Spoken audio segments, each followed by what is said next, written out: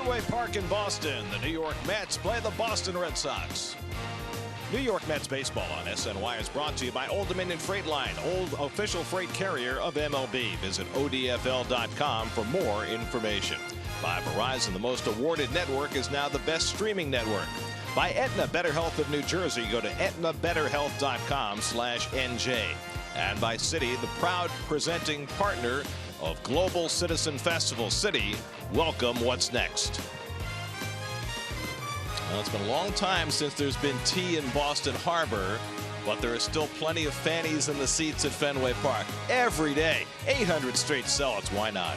First-year manager, over 100 wins, lots of young talent, and yeah, oh, by the way, a couple of MVP candidates as well here in Boston. And a pleasant good evening, everybody, and welcome to Fenway Park. Gary Cohen, Keith Hernandez, Ron Darling with you tonight as the Mets open a three-game interleague series against the Red Sox, who are just having an historic season. There's no other way to put it. 101 wins this year. There is very little that has not gone right for Alex Cora in his first year as skipper. First time the Red Sox have won over 100 games since the 1946 season when Ted Williams came back from World War II and I believe won the MVP that year. They're a team that offense is their strong suit. They are a powerful team. They can beat you in so many ways. They steal bases, as you saw in that graphic right there, leading in on-base percentage, slugging percentage, runs scored, all the important categories. But they got the two big guys, and that's J.D. Martinez, his first year here with the Red Sox, leading the league, tied for the lead in home runs and RBIs, and Mookie Betts, who's got a 10-point lead on the batting title. So that 1-2 punch has just been devastating for the Red Sox. So the Red Sox have clearly been the best team in baseball. Where could they trip up? What's their Achilles heel? Two things. Really, the health of Chris Sale, their most outstanding starting pitcher. He's been on the DL twice with left shoulder inflammation. He's got to be better. And more importantly, Craig Kimbrell is one of the best closers in the game. They got to figure out a way, even in mid-September, to get the ball to him. Sale will have a short start against the Mets on Sunday. For the Mets tonight, it's Noah Syndergaard pitching for the first time at Fenway Park. It's been an interesting year for Noah. Yes, he's got the wins. He's 5-1, in fact, in his last 7 starts. But his last start was very typical of that. Went 6 2/3, gave up 10 hits, 4 runs, and still got the win. Big test for Syndergaard tonight against the powerful Red Sox as the Mets open a series at Fenway for the first time since 2009. The Mets and Red Sox from Fenway. All the action coming your way on SNY.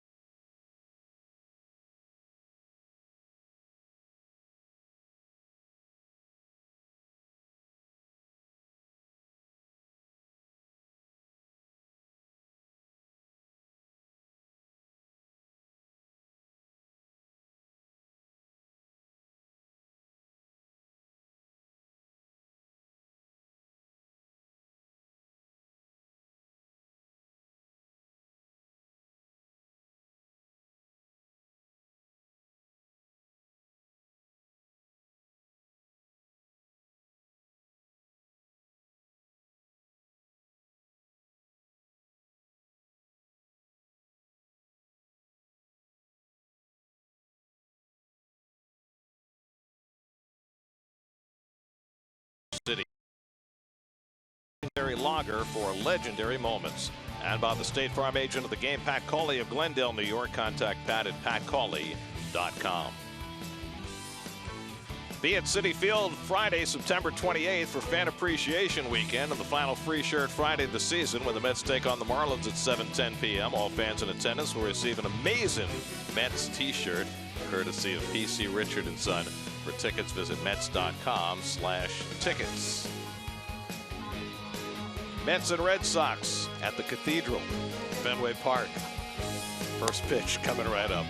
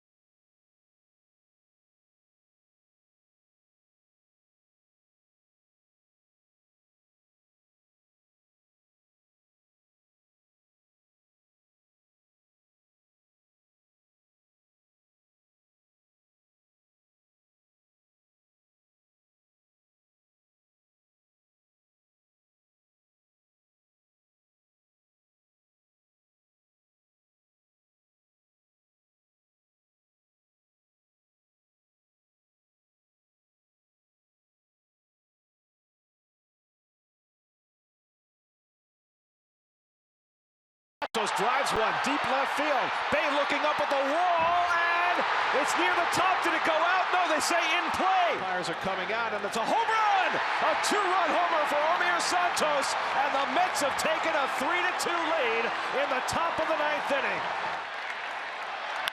Hit hard, right with a beautiful grab. Low throw, and Castillo with a great pickup for the out. What a play on both ends. Papelbon wants a W. Well, that was the most memorable moment of the Mets' last visit to Fenway Park 9 years ago.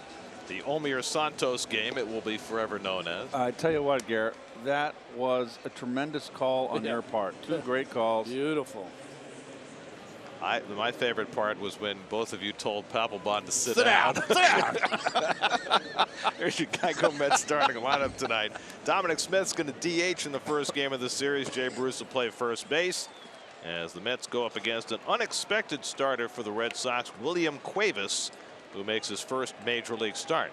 Yeah, Hector Velasquez was supposed to start this game, but Cuevas instead, you see his total numbers, only his 5th game, first big league start. Ahmed Rosario leads off. He takes a strike and we're underway.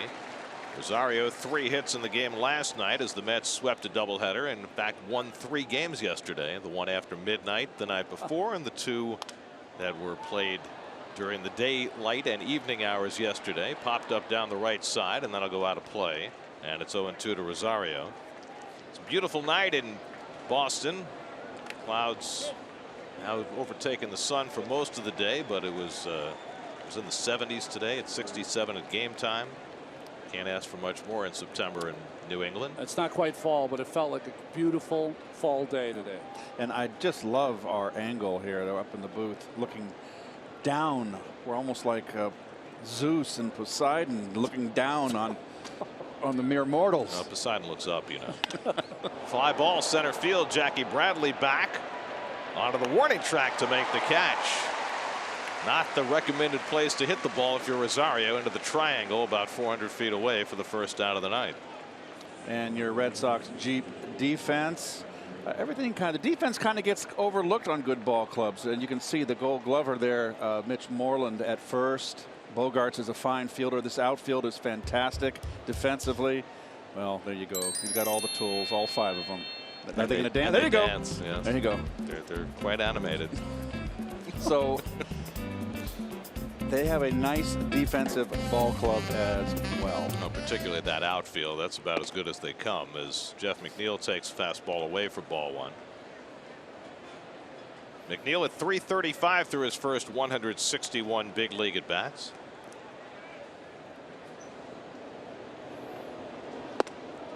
Change up by Cuevas, and it's 1-1.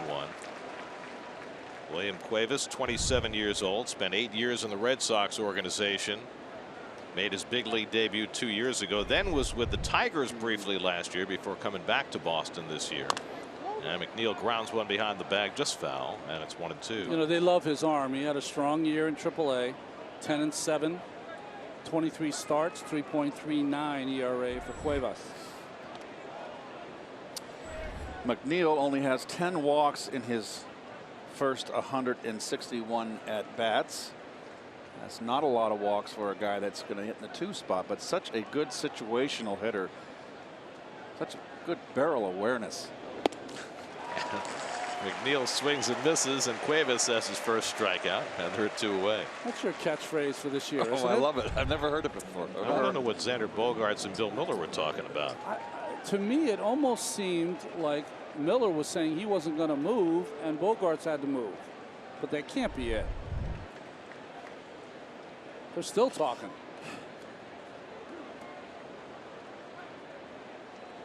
So 2 out and nobody on for the red-hot Michael Conforto, who drills one toward the right field line, and he's got himself an extra base hit. Bouncing around in the corner for Betts. Conforto heads to second and scurries in with a 2-out double. Betts showing off one of his tools with the arm that time, and Conforto had to hustle at the end to get his 20th double of the year. Well, Conforto off to another hot start here in this game, and that is a slider he pulls ripped down the right field line. Wants the back door. Oh boy, hung it right on the outer half, but still, you got to hit it. And Conforto has been really hot lately. So Conforto has the first hit of the night, and now it's Jay Bruce who's playing first base tonight. 18th game since coming off the disabled list, and the signs have certainly been pointing upward for Jay since his return.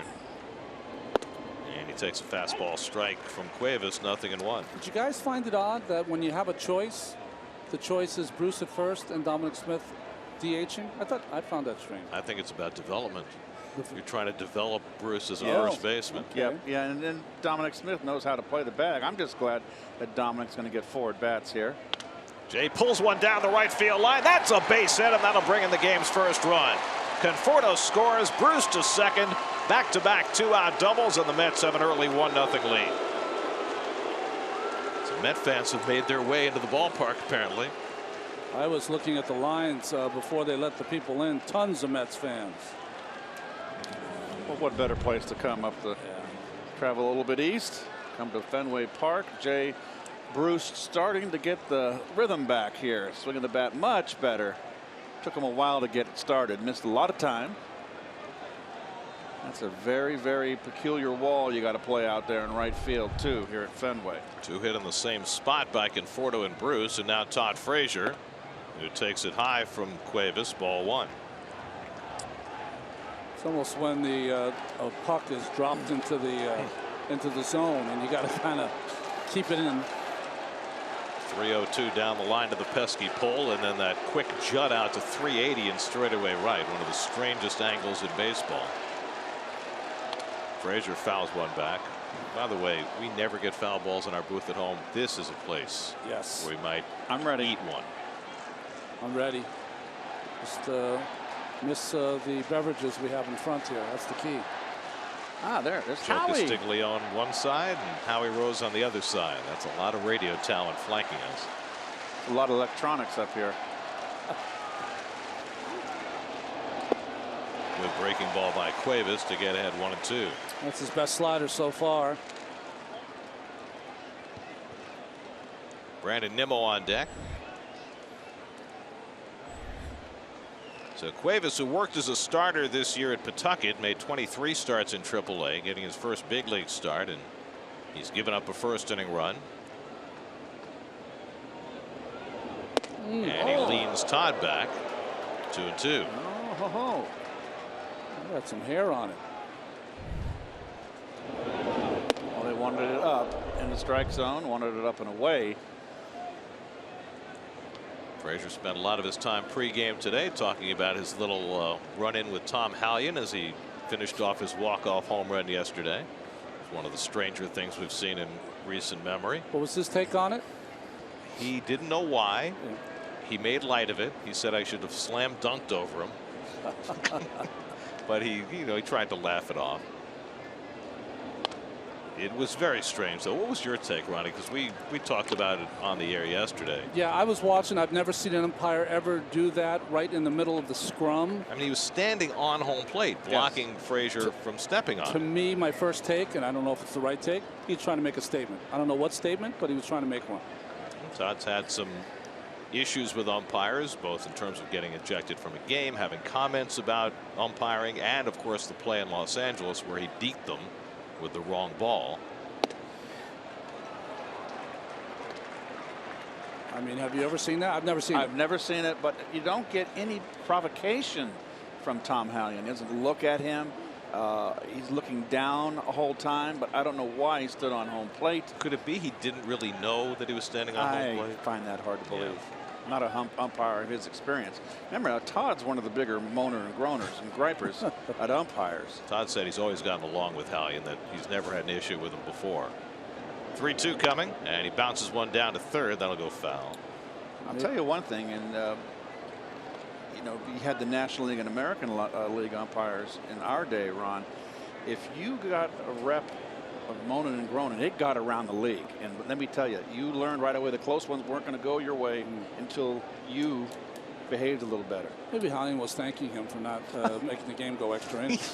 I never thought of that. That's what one of the other umpires told Mickey Callaway when he came out to exchange lineup cards in game 2, because of course Hallion wasn't on the crew for game 2. That's inside ball 4, and so the inning continues with a walk to Frazier. I mean, look how much of the plate he has covered. Yes. I mean, it's like Gandalf, thou shalt not pass. So Todd stepped the only place he could. But no provocation from Hallion. No, he didn't look at him. Peculiar, very, very bizarre. Didn't Joe Torre weigh in today on that, Gare, a little bit? Not officially, no. There have been reports that Hallion might be in some hot water, but there's been cold water thrown on those hot water reports. Oh, that's good. Pitcher coach Dana Levanchi out there to speak to his young right-hander.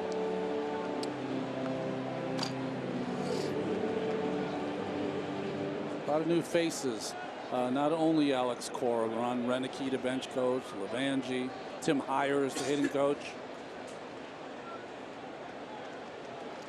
Got Carlos Fables as their third base coach. You're raving about him here in Boston. Well, here's Nimmo with 2 out and 2 on. Nimmo just 2 for 14 in the Miami series, but he has been on a good stretch, and he bluffs a bunt. Interesting thing to do with first and second and 2 out. Perhaps just trying to get a look at a pitch. Or trying to draw in the third baseman. That would be Rafael Devers. And that opens up that hole all the more on the left side of the infield, which you can drive a freight train through. Cuevas' 20th pitch of the inning upcoming. And Nimmo fouls off the slider, and it's 1-1. Well, Keith, you were talking about the defense before. I think if you looked around the defense, scouting report from the Mets is Devers is probably still learning on the job as far as being a defensive third baseman. Yeah, his biggest problem has been his throws. He's actually lost most of his third base time lately since coming back from the DL. He hasn't played much. Eduardo Nunez has kind of taken over that position, but Nunez hurt himself last night, so he's out. Nimmo fouls it away, and it's 1-2.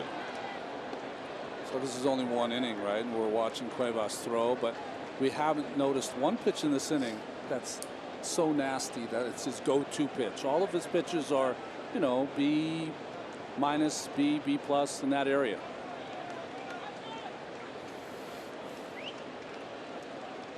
Dominic Smith would be next. 1-2 to Nimmo, and it's up and away. 2-2. So not an easy first inning for Cuevas. Hector Velasquez, by the way, was scratched because he wasn't feeling well. Red Sox figured that out early afternoon, and so Cuevas might have found a ball in his locker. That's the way they used to do it. That's right. 2 out, 2 on, 2-2 to Nimmo. And Brandon grounds one on the right side. Ian Kinsler is there to grab it. And that retires the side. But the Mets get a first inning run on back-to-back doubles from Conforto and Bruce to hand Noah Syndergaard a 1-0 lead.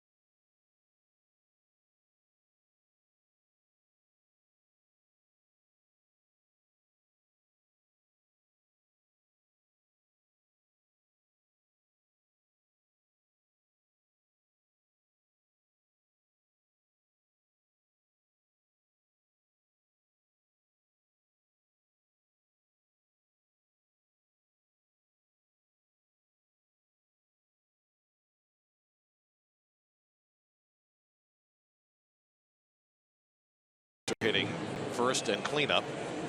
Andrew Benintendi and Xander Bogaerts each having big years as well for a Boston team that leads the American League in runs scored, in on-base percentage, and slugging percentage.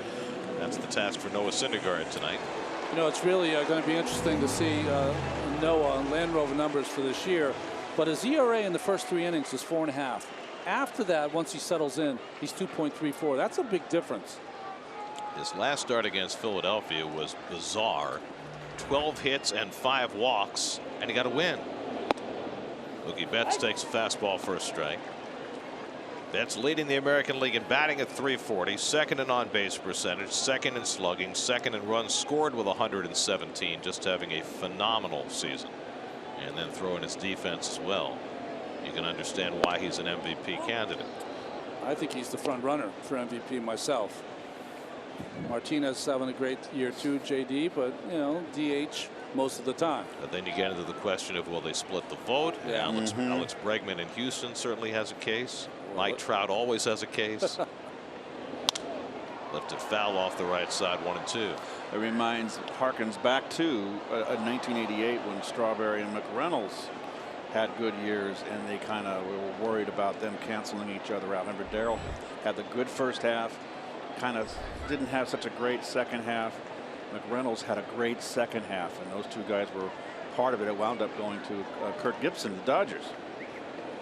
Even though Gibson had driven in far fewer runs, really numerically didn't have nearly the season either one of them. I want to say 79 runs, something like that. I want to say that it should have been one of the two of either Darrell or McReynolds should have won the MVP that year. Well, the world was a little less statistically oriented then. 1-2 to Betts, and he flies one to shallow right. Out goes McNeil. In comes Nimmo, and it's Nimmo to make the catch, 1 out. Here's your Lexus Metzi defense. Nito behind the plate. Jay Bruce, we mentioned, with the DH here. He's at first base. He needs playing time at first. And the outfield, Brandon Nimmo gets his first look at Fenway Park in that bizarre right field. A lot of ground to cover out there in right field. All the Mets on the field tonight, only 2 of them have ever played here before. Austin Jackson, who made one of the greatest catches Fenway Park has ever seen last year, and Todd Frazier. Andrew Benintendi takes low and away for ball 1. Benintendi hitting .289, 10th in the league in on-base percentage. His numbers have slowed down though recently, just 1 home run in his last 26 games.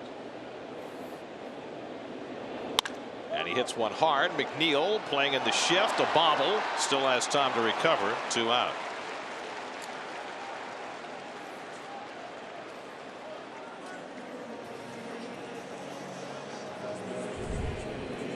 Well, defensively, there's the stretch by Bruce, but defensively, McNeil has been fine at second base. That ball came up a little bit, hit the heel of his glove. So 2 out and nobody on. Now Mitch Moreland. Moreland was an all-star this year for the first time, has really had a rough last couple of months. And the Red Sox are hoping that he can get it back going because he's easily their best defensive first baseman. And it's going to help when postseason we get some days off. He's been playing with a bulky knee all season long.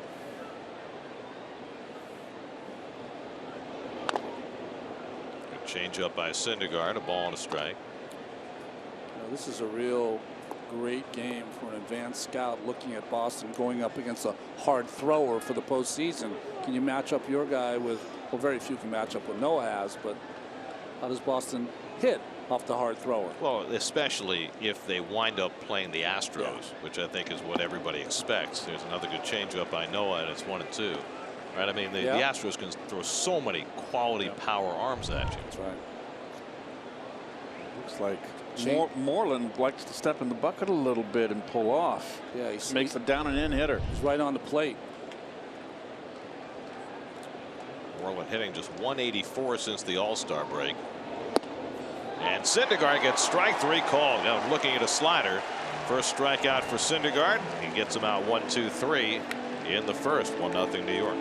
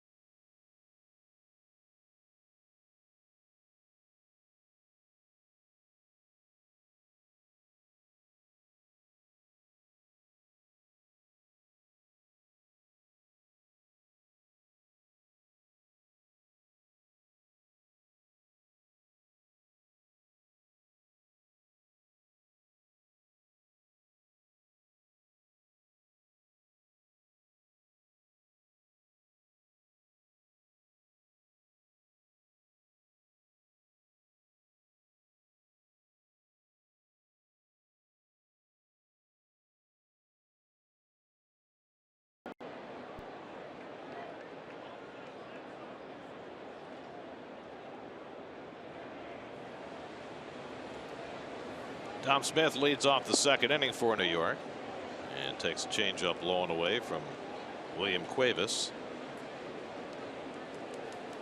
Dom went 4 for 14 in the Miami series, including a home run, getting more playing time and being more productive. And he flies one foul. 1-1. MLB.TV is now available at a lower price for $25.99. Watch every out-of-market regular season game. Plus, get a free subscription to MLB at Bat Premium. Blackout and other restrictions apply. Visit MLB.TV to take advantage of this limited time offer. Nice slider that time by Cuevas, and it's 1-2. I was just thinking we could never do a broadcast if we didn't have foul balls. We could do it. There just might be some things we have to toss overboard. Austin Jackson on deck, then Tomas Nido in the second. Oh, good, like a slurve almost, but a hard one. It's like he's changing speeds on that breaking ball.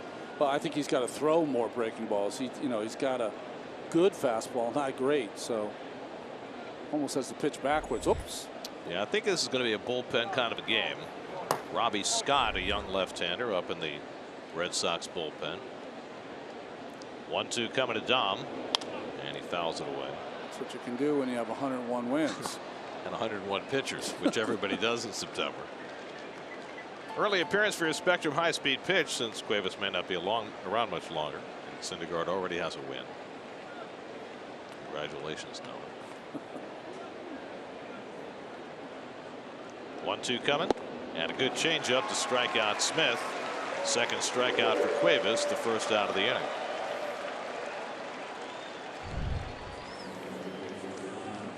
Turns it over, gets a little sink. That's a good location.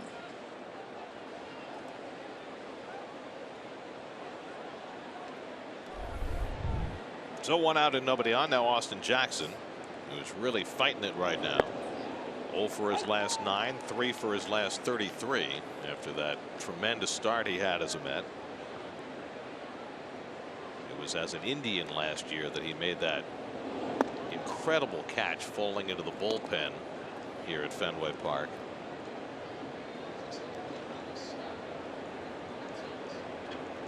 And no matter what else Austin does in his career, that will always be on his highlight reel. #1 with a bullet. Well, you certainly got to love the center field. Over from center field to right field. All the bleacher, I guess, are they bleacher seats? They're just fantastic. I just love the look, the feel, all those people sitting there. Strike 3 called. Jackson out on strikes, and Cuevas has back-to-back strikeouts to start the second. There you go. There's a look. I mean, just look at that center field over almost to right field. It's an old ballpark. It's just got this feel that I just love it. This will be the 821st consecutive sellout at Fenway Park. Printing money. Tomas Nido goes after a first pitch fastball. Nido coming off his first big league home run in the nightcap yesterday. Got the Mets started after they fell behind early. And Cuevas starting to find his footing. Gets ahead 0-2. Watch Nido's back foot, much like Rosario. I do remember a great hitter by the name of Roberto Clemente that did that. Cuevas strikes out the side in the second. Much better inning for William Cuevas. Mets have a 1-0 lead going to the bottom.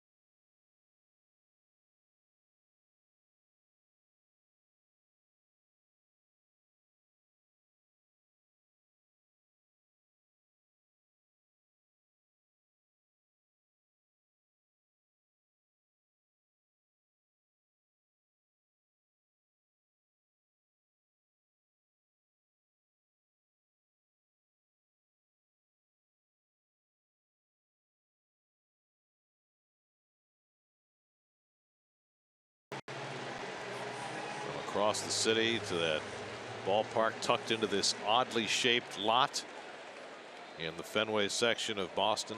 The Fens, as they call it here in Boston. I had a nice little walk over to the ballpark today. The hotel very close by. I ran around the ballpark today while they were making the deliveries out on Lansdowne Street. It's fascinating. I mean, so little room to do anything. J.D. Martinez hits a one-hopper to third, and Frazier takes care of him, and so Martinez, the co-leader in home runs in the American League with 41, grounds out of the first pitch he sees. Well, he's also the RBI leader. What a season he's had. So one out now, Xander Bogaerts. He's had himself a nice season as well. 93 RBI. He's got a chance for 100. 42 doubles. Top 10 in the league in slugging percentage for the 25-year-old shortstop from Aruba.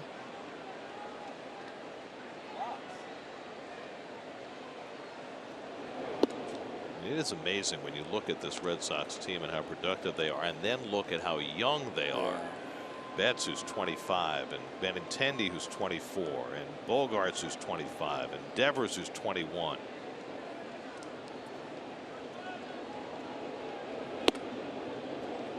Because of the injuries to pitchers in today's game, max effort all the time. It's the young everyday players are the ones that you need to develop in your system if you're going to be good for a long time. As the Cubs have certainly proven the last few years. Houston. Curveball misses, and it's 2-1 to Bogaerts. What are we doing? We're feeding a fossil? Yes.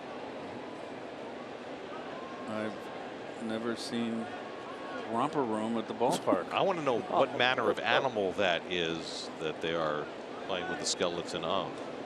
I mean, is that a prehistoric beast? Is that something more modern? I don't know that. Yeah. So can we get another? There it is. What is that? It doesn't look like any dinosaur that I've seen. It looks like a rat. An overgrown rat. Yes. Or some would say, you know, in certain parts of our big cities, standard size rat. I've seen some big ones.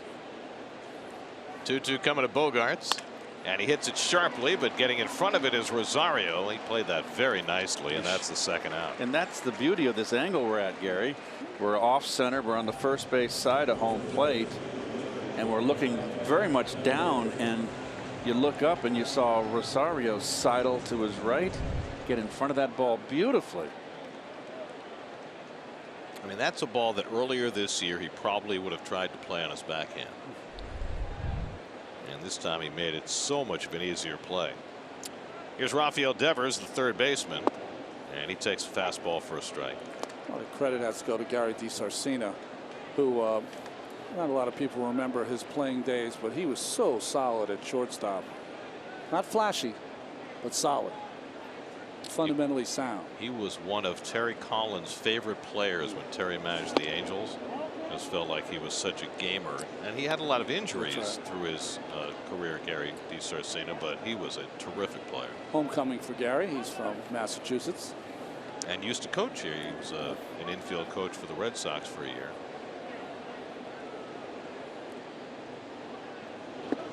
Good change up by Syndergaard, and he gets ahead on Devers 1-2. Does he have the only 92-mile-an-hour changeup in baseball? Yes. It's remarkable. He faced someone already this year that said, my fastball is the same speed as his changeup. That's not fair. 1-2 coming. And he throws 100 miles an hour at the feet of Devers, and it's 2-2. Love that he is establishing inside early in this game. Ian Kinsler would be next. Devers has had a couple of stints on the DL this year with a hamstring problem. He's been back for about a week. And he chases down in the dirt on the changeup by Syndergaard. Noah's retired the first 6. He's got a couple of strikeouts. Fast start for Syndergaard at Fenway Park. 1-0 Mets after 2.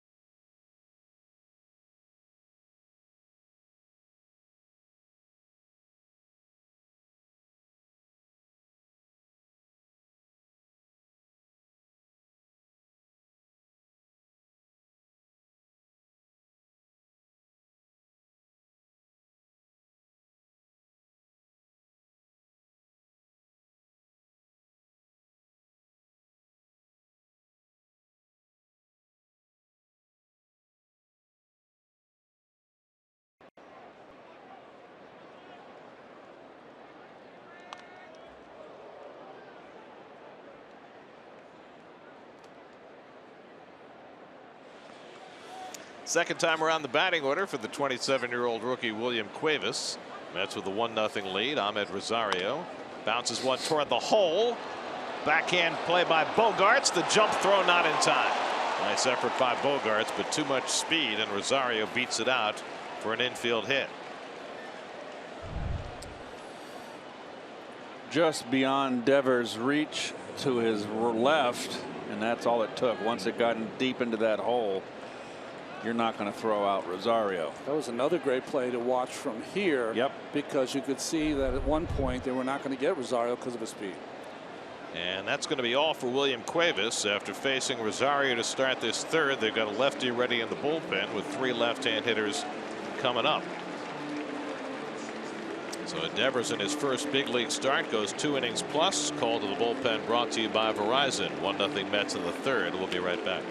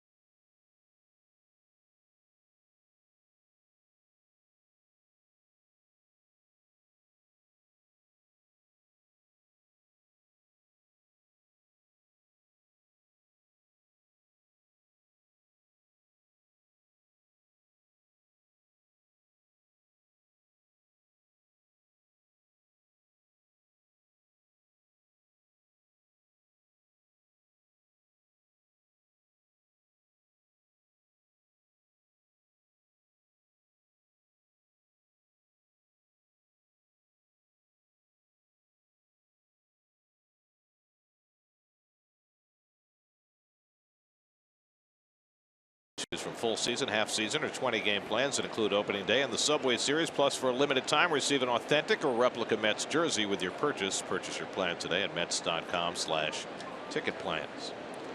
29-year-old Robbie Scott on to pitch for the Red Sox, facing Jeff McNeil. Oh boy, he's a crossfire. Steps way over on the first base side of the rubber. Well, you know, all season long, Alex Cora and the Red Sox have been looking for another left-hander in that bullpen, but it has not been Scott, even though he has 3 different stints. Last year was his best year, appearing in 57 games. Only 3 games this year after spending most of the year in AAA.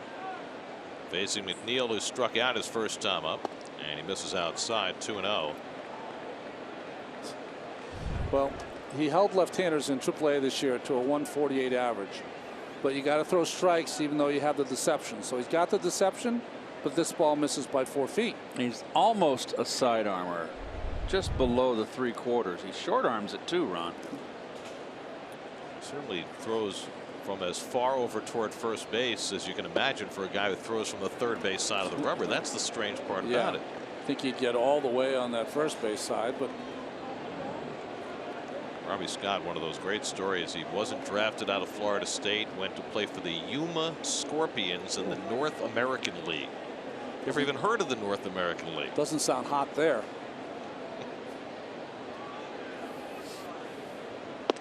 And there's a strike, 3-1.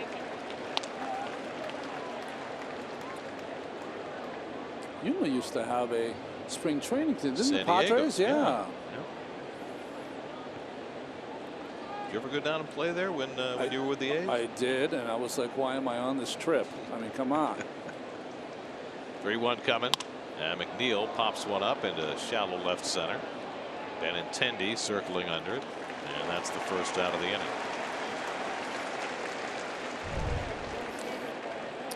Watch his front foot, Keith. I know all about this. You really got to stay in. I mean, when someone does that and it comes Laredo on you, test your manhood. You find out who the guys are that can want to stay in and those that don't want to bail. I find it really curious that if he's going to do that, that he's not further over to the other side of the rubber. It just doesn't make any sense. Here's Conforto, double down the right field line and scored the only run of this game. It's almost like those bowlers who hook the ball. They start on the inside part of the lane and then hook the ball into the lane. That's what he's doing. Trying to get it in that pocket. Get the right marking on the floor.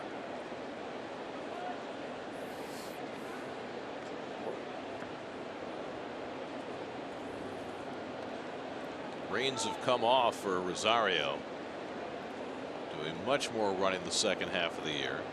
His percentage isn't great. He's stolen 18, been caught 10 times, but he needs to figure out how to use that speed and become a better base stealer. You know, I could be wrong about this, but I think the reins for everything that he does, they had the hands taken off, because I think at some point it seemed like it was becoming paralysis by analysis for Rosario. And now they seem to be working around him.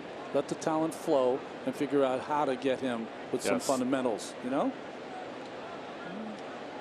It's all part of the growing process, and you don't want to put too much information in, like you said, Ron. It's just I think the same thing happened with Nimmo this year when he hit the home runs. He started looking for balls to drive and got out of his game. And now he's come back around. You live and learn from your lessons. Okay, that's not my game. Let me get back to what got me to the dance.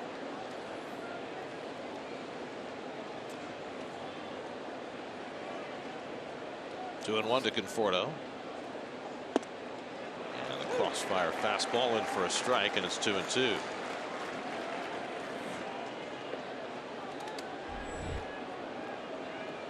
How do you prepare to face a guy like this, especially a guy who's not really on your radar? You've got to, well, Conforto's already got a measure of him. This is the guy you make sure you keep your eyes parallel to the ground here. And he gets hit, and that'll put 2 runners aboard. The ball was behind him. I think that one got away from him. So 2 times in this inning he's missed by 4 feet. One earlier outside, and this one right in the tuchus. That can't hurt it there. Too much padding. Can you say that on the air? I don't know. I didn't say anything once. How do you spell that?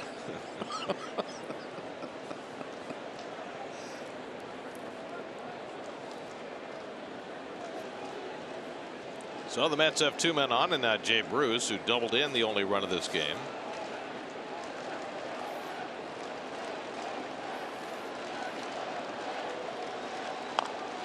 And he fouls off Scott's first pitch, and it comes up and whacks him. Looks like, did it get him, or did it get his bill of his cap? He got the bill of his cap. It was not a Wilmer. Not a Wilmer is right. We don't ever want to see that again. Right about this time of year last year in Houston. So he got his foot and then his helmet. Uppercut, just missed. Wow. Double pinball. Rock'em sock'em robots. And he's right back up again. 1-1 to Jay.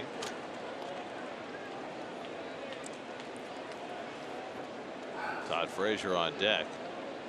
So I guess they're going to leave Scott in to face a right-hand hitter. That's going to be an adventure.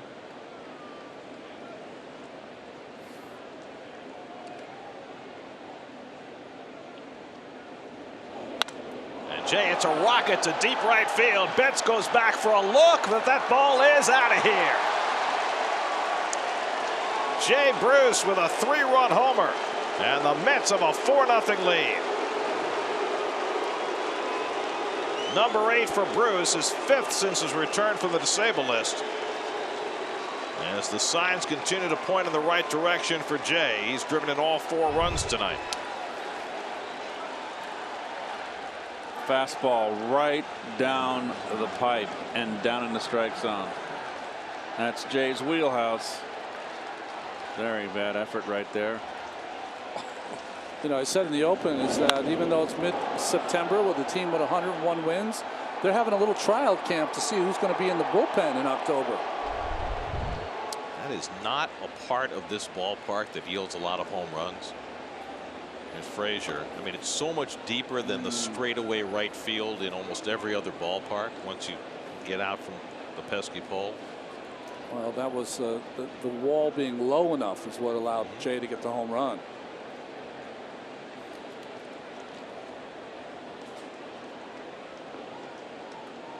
There's Frazier, who walked his first time. So the book now closed on William Cuevas. He's charged with 2 runs and 3 hits in 2 innings plus in his first big league start. The last 2 runs charged to Scott.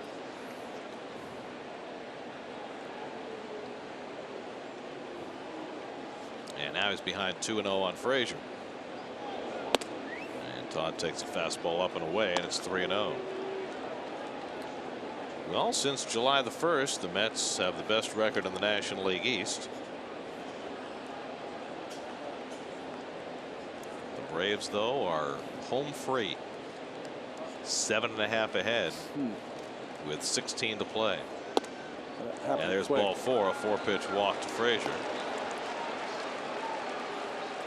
I saw that home run by Jay Bruce. It reminded me of the, and you young kids will have to YouTube this, but the almost home run by Joe Morgan hit a similar ball that Dwight Evans made a catch on right before it went in that first or second row. It's one of the most remarkable World Series catches in 1975. It got in his glove or tipped his glove and then he hit the wall? Or no, that was against us. That it went in the bullpen. That was the Lenny one. Okay. But this Morgan one looked like it was a home run, and Evans stole it away. Oh, okay.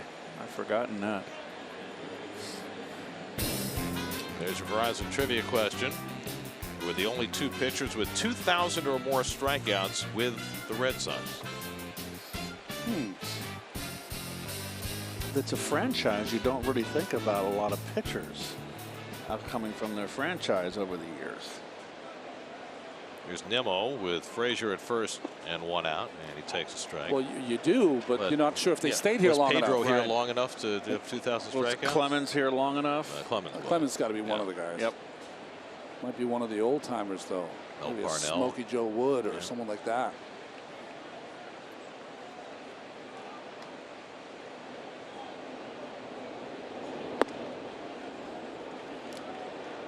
This guy's already hit a batter. There's every chance Nimmo's going to hang in and get plunked as well, with his propensity for the magnetic force of a baseball.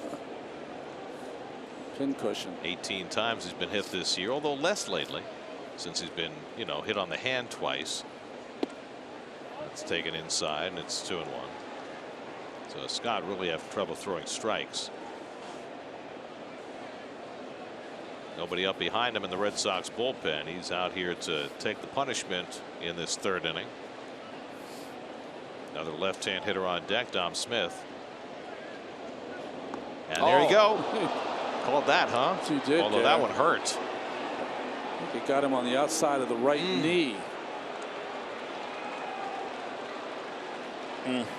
Still runs down there. And he still smiles even when he's in pain.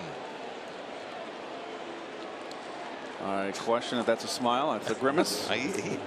He's laughing, Keith.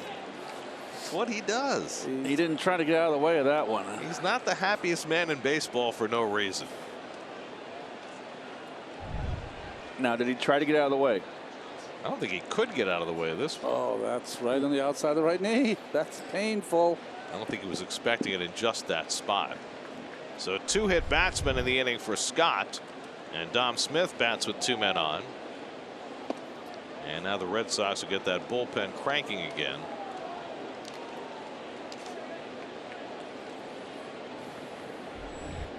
Brian Johnson starts to throw.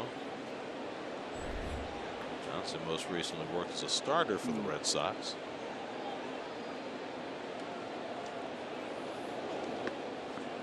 breaking ball out of the strike zone. It's 2-0. That is 5 of the last 6 hitters that Scott's fallen behind 2-0.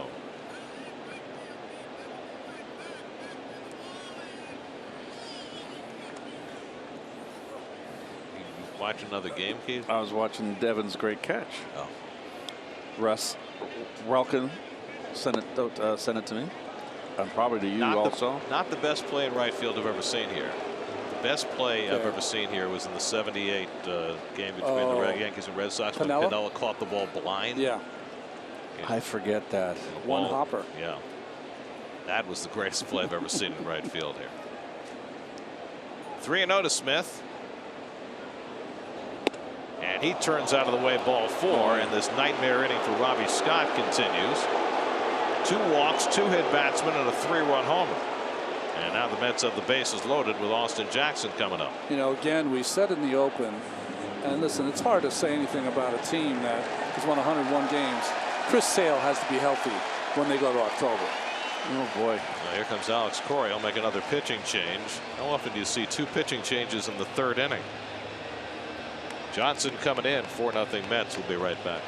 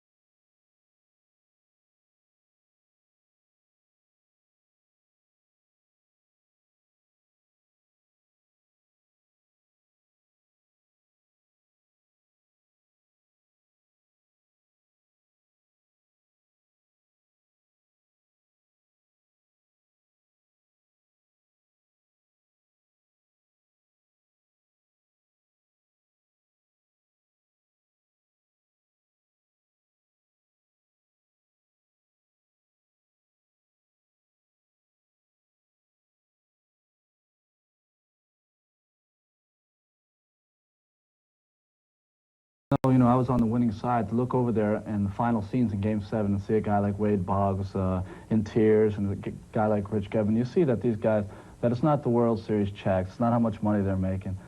They know that they left their heart out there on the field, and you had to feel bad for them. But better them than you. Exactly.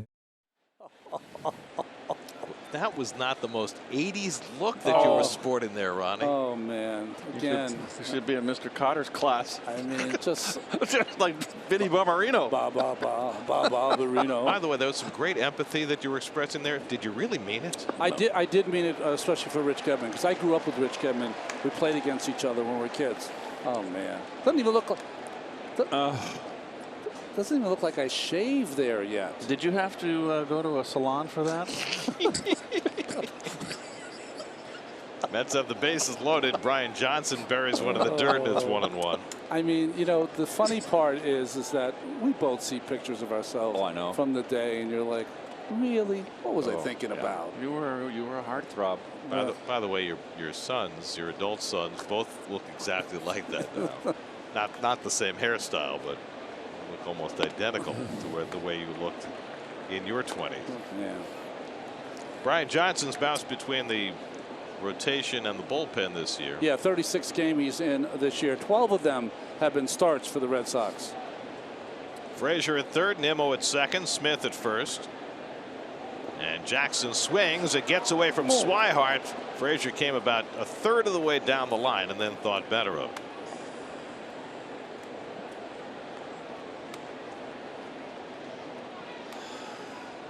Probably a good decision on Todd's part.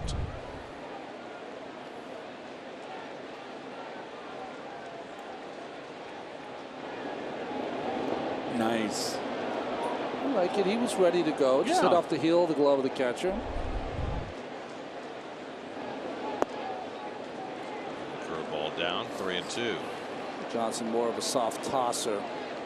Keeps the ball down. Good changeup. Roundhouse kind of breaking ball. Austin Jackson, career .303 hitter at Fenway coming into the night. Struck out his first time up tonight. And he hits one on the ground, might be two. Bogarts to Kinsler and on to first for the double play, and then retires the side. But the Mets add on with a 3-run homer off the bat of Jay Bruce and lead it 4-0 going to the bottom of the third.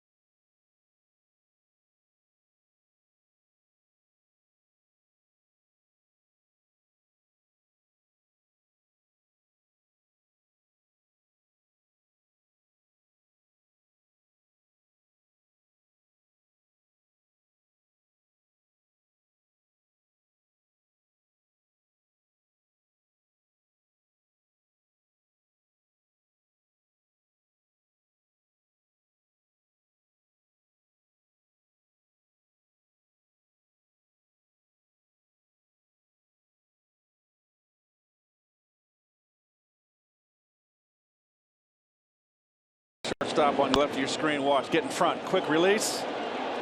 The turn is what it's all about by Kinsler at second. Behind the bag. That is a big league double play. It should always be turned, but it's fun to see it done professionally. Kinsler acquired from the Angels right before the trading deadline. He's now 36 years old. Probably not quite as rangy at second base as he used to be. He's won a Gold Glove there. Would it surprise you if I told you that Ian Kinsler has 248 major league home runs? No. I think you know, he was trending until the last couple of years where he's had kind of a downturn, trending towards the HOF Hall of Fame. Four-time All-Star. Spent most of his productive years in Detroit and Texas. There's the spin on the ball, middle of the plate, in and up.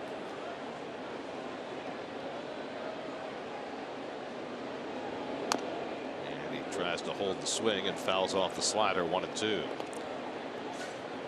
Your City probables, Corey Oswald's going to slide in again for tomorrow's game against the Seton Hall Prep product, Rick Porcello. And then DeGrom and Sale, former college adversaries, will go head-to-head on Sunday. So this is great, right? It's a wonderful story that Tim Britton did on Jacob DeGrom in The Athletic today. And one of the notes in there is that DeGrom's only collegiate home run came against Sale in a playoff game. Sale pitched for Florida Gulf Coast and DeGrom for Stetson. They're in the same league. And the writers went to ask Sale about it. Said he didn't remember. Chris Sale's pretty an intelligent guy, smart guy. He could play coy if he has to. 1-2 coming. That's lined to the left, a base hit. And Kinsler will be the first base runner of the night for the Red Sox. After Syndergaard had retired the first 6.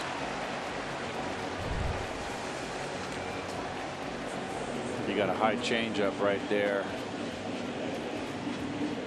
Weighted nicely.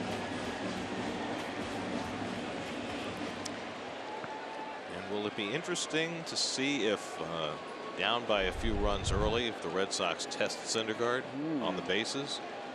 Kinsler's got 13 stolen bases this year. This is a Red Sox team that runs a lot. They are not the Lead Sox of past years. With Jackie Bradley, and Kinsler takes off early, and he could have stolen that standing up.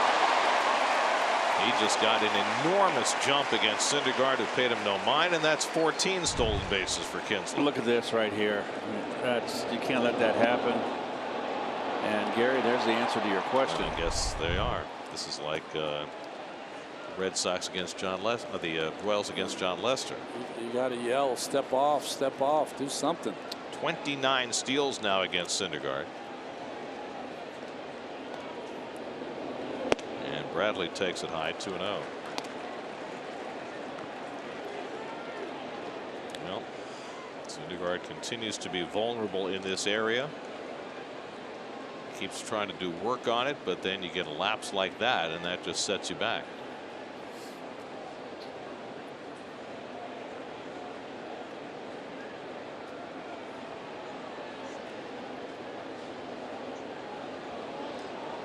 And now Syndergaard a little more wary.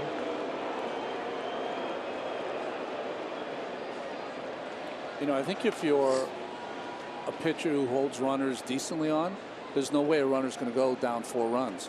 But when you're Noah and you give up your stolen bases in bunches, they go, it doesn't matter what the score is. But what gives Kinsler the ability to jump off as far as he did on the very first pitch after arriving at first base? I mean, there must be something in the scouting report that says just take liberties. Absolutely. There's the same one that's in the scouting report for Steven Matz. They have a tell when they're going to the plate. Yeah, but it's also much more exemplified with Syndergaard. Run on him, every team. The only team that didn't run was the Giants. Here he goes again. He wanted to. He almost balked. I think he did balk. Yeah, I don't think he balked, but he fell backwards. He stepped toward home plate. He didn't step toward second base. But this is the part of Noah's game that he's got to go. He's got to upgrade. It's behind on Bradley, 3-0. And he's clearly a little rattled out there. There you go. That's a ball. That's a ball. That's a ball. And he misses inside, ball 4, so a 4-pitch walk to Bradley, and Syndergaard a little bit shaken. I would go out there to talk to him if I were the pitching coach. Yep. Well, Nito's coming out, and Frazier's coming over as well. Dave Allen will stay put. You know, I've said that a couple of times because I think in years past, Dan Worthen was here for a long time, and I think if he saw this, he would run out there. But, you know, Dave Allen is of the stock that is like, you know what? You figure it out. Yeah. We've talked about it ad nauseum. You figure it out.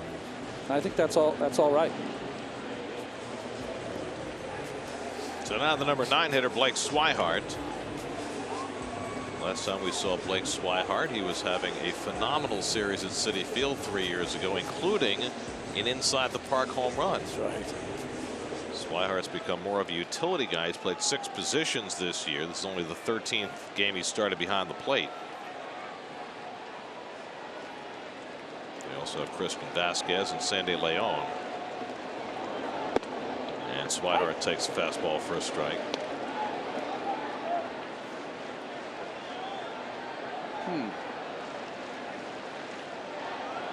Considering his age, those are good numbers. Less likely to steal third with a left-hand hitter up. Got Bradley with excellent speed at first as well. And Swihart takes a changeup for a strike, and it's 0-2. Got the call there. Todd Titchener is your home plate umpire tonight. Your chief pitch cast. Strike. It's always a strike. Red dot's too big. we got to figure it out. Red dot's too big. And a pickoff try. Kinsler again was taking a jumping lead off second base. Noah lost his footing. Watch when he jumps to throw, kind of loses his footing a little bit, but got a lot on that throw. Whoa.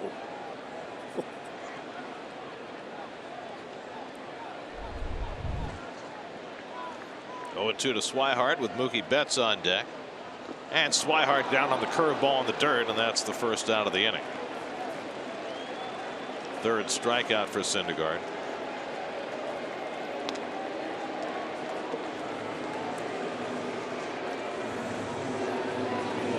We are told that the skeletal vermin that was in the Red Sox dugout apparently has been revitalized and is running through the Mets dugout.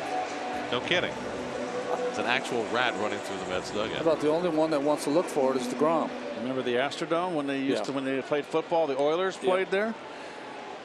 And they'd move the stadiums they were on railroad tracks, and the rats would scurry. Yep, the rats would scurry. You ever been to Shea? Well, they had names. That's why they had cats there. Here's Mookie Betts, who flied to right his first time up. 2 on and 1 out. And Betts takes a fastball on the inside edge, 0-1. Jose Lobaton is fascinated by the prospect.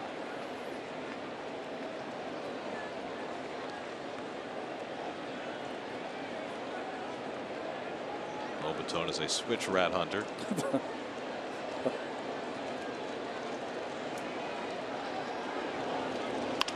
Betts flies one to left, and Conforto's there, and that's the second out. Got in on him. So Syndergaard, after giving up a single, a stolen base, and a walk, settles to get 2 outs. And now we'll take on Andrew Benintendi with 2 out and 2 on. Benintendi grounded out his first time up. That's with a 4-0 lead, all 4 runs courtesy of Jay Bruce, a double and a 3-run homer. Red Sox have already used 3 pitchers tonight. Who knows how many Alex Cora might use by the end of the night.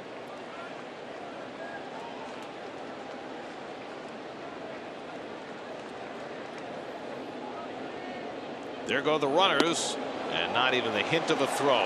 Again, Kinsler got an enormous jump, and Bradley followed him. So 3 stolen bases in the inning.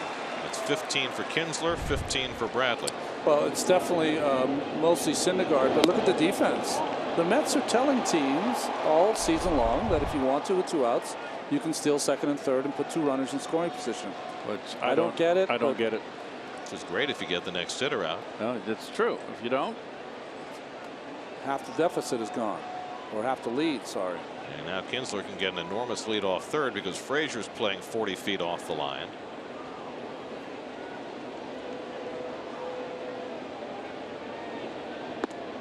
Benintendi takes the changeup away, and it's 2-0. You got first base open. You got Mitch Moreland on deck, but you've got a 4-0 lead, so you have to go right after this guy. Yes.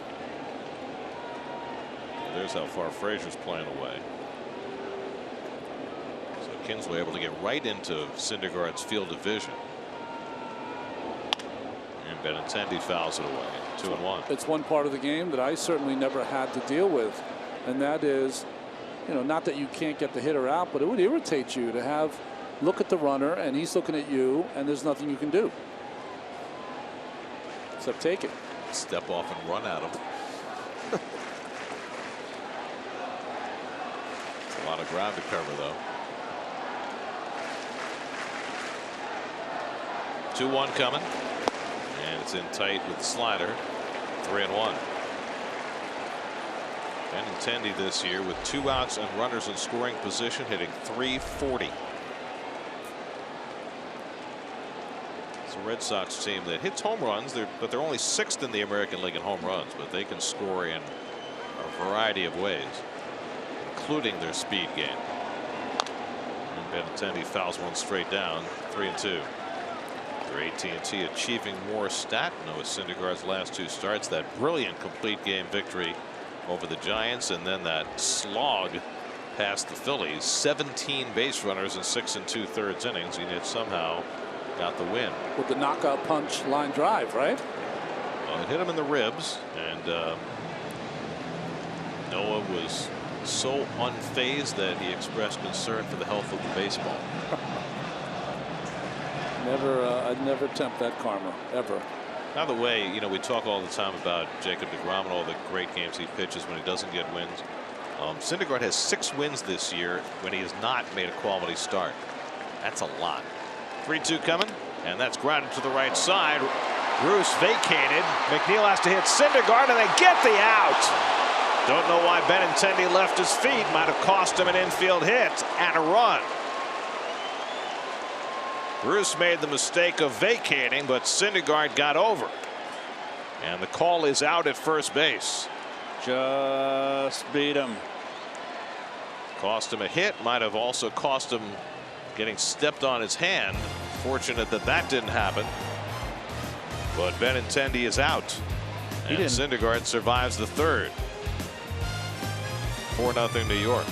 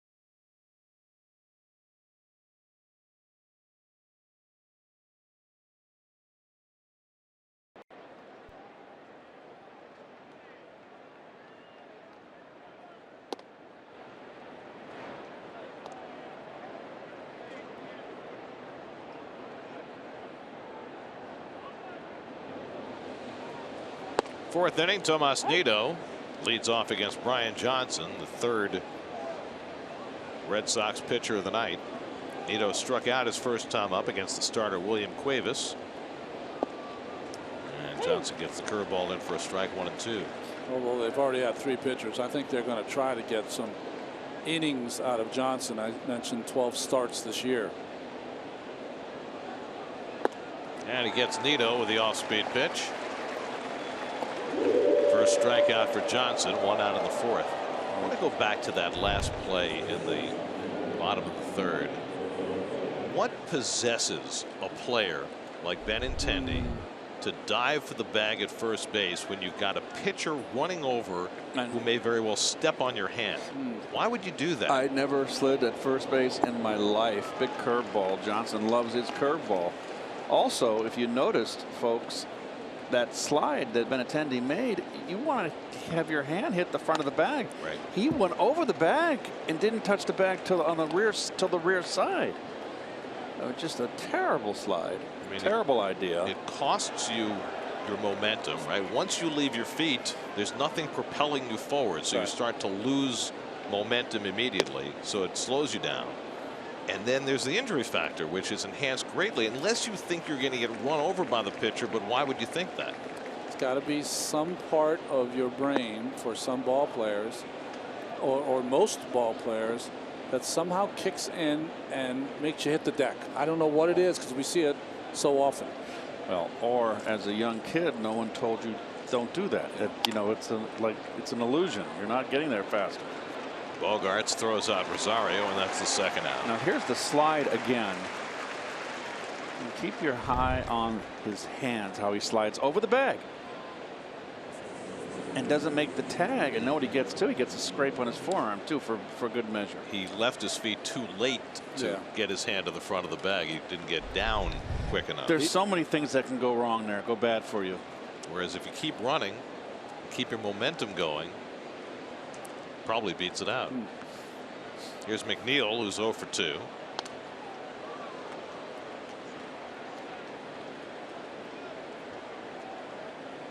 And Jeff McNeil just keeps on making contact, putting balls in play, making good things happen. Well, he swings the bat. You can see that first pitch batting average.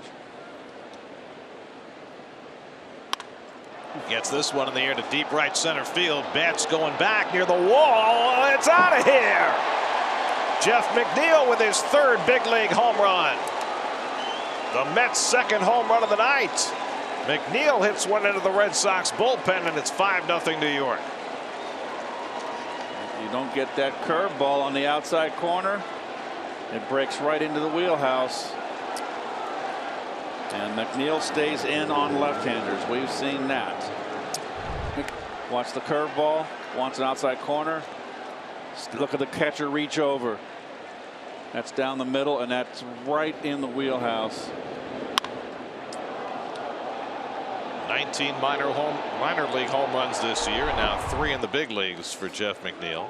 If you notice in his previous at bat against Robbie Scott, he flew out to left field. He was very mad with himself, like he had missed the pitch to hit. He didn't miss it this time.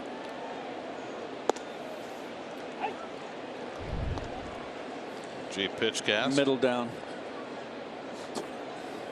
No, it's off this time. Middle in. So it was. I thought he had it. He hung it even more on the inner part. Conforto pounds one foul. Yeah, it should be. Oh, right on the sweet spot.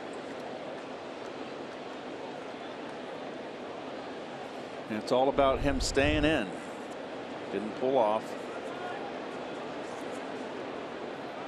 Jeff has not been looking to hit home runs since getting to the big leagues. In fact, he had gone 129 at bats since that home run he hit at Citi Field, which was his 2nd big league home run. And I don't think he should. But it jumped out at you this year, right? Yeah. He had the power surge in the minor leagues, but he hasn't been that kind of hitter, not the kind of who's looking to hit home runs. So the irony is that the home runs got him to the big league so he could show the Mets what kind of player he was. Which he had been his entire career, because he always hit. Crazy. That wasn't the issue. Conforto pulls one down to first, and Moreland handles it. And that retires the side, but the Mets tack one on McNeil's home run, and they lead 5-0 in the 4th at Fenway.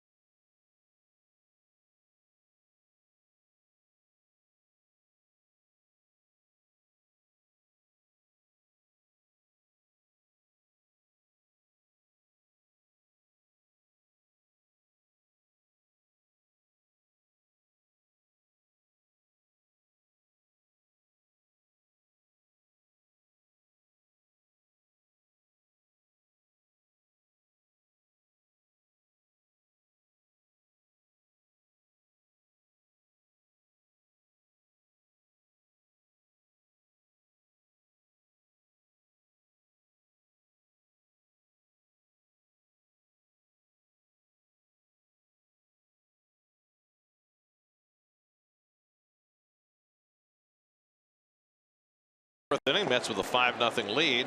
Noah Syndergaard worked in and out of trouble in the third inning. They'll face the heart of the Red Sox batting order in the fourth. Moreland, Martinez, and Bogarts. Mitch Moreland took a call, third strike, his first time up. And first pitch curveball misses for ball one.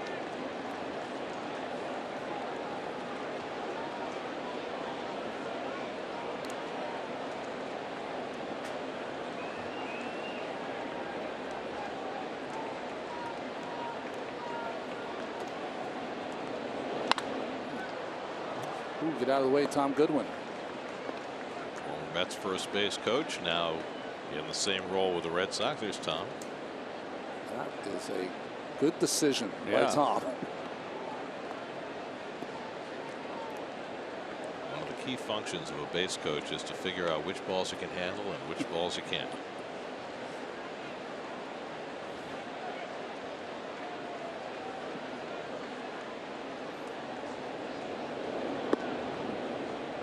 Curveball misses, and it's 2-1 to Moreland. J.D. Martinez on deck. I remember that start. I watched you guys. I wasn't in San Francisco, but boy, he threw a lot more curveballs that night. Really just fastball, slider, occasional changeup for Noah so far tonight.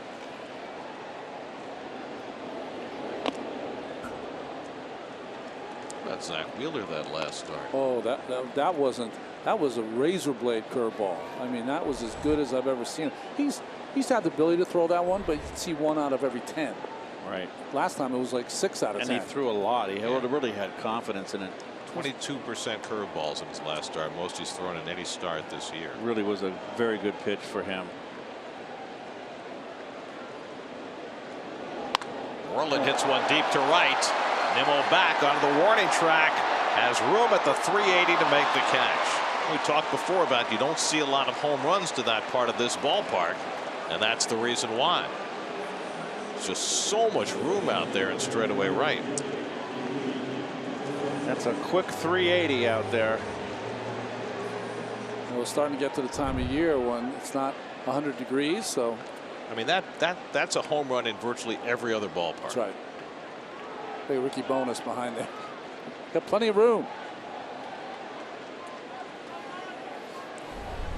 Here's J.D. Martinez.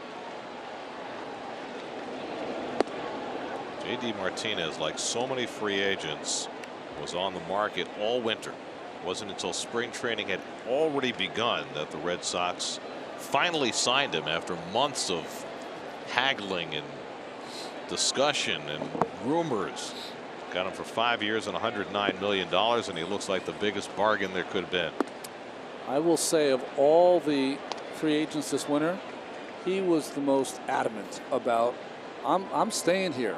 I'm worth whatever money I asked for. And you probably, I mean, you'd have to say they got him for a bargain considering how he finished the year last year. 45 home runs last year, split between Detroit and Arizona.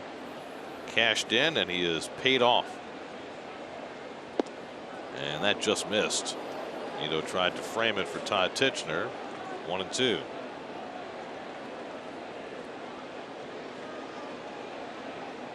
J.D. Martinez, 31 years old. It took him 4 or 5 years before it kicked in for him after he was drafted by the Astros. It wasn't until he got to Detroit that he really began to blossom. I love the story when he was released in spring training by the Astros, and he went to Jeff Luhnow and told him, "You're making the biggest mistake of your life releasing me, because I'm going to figure it out." Oh, he did.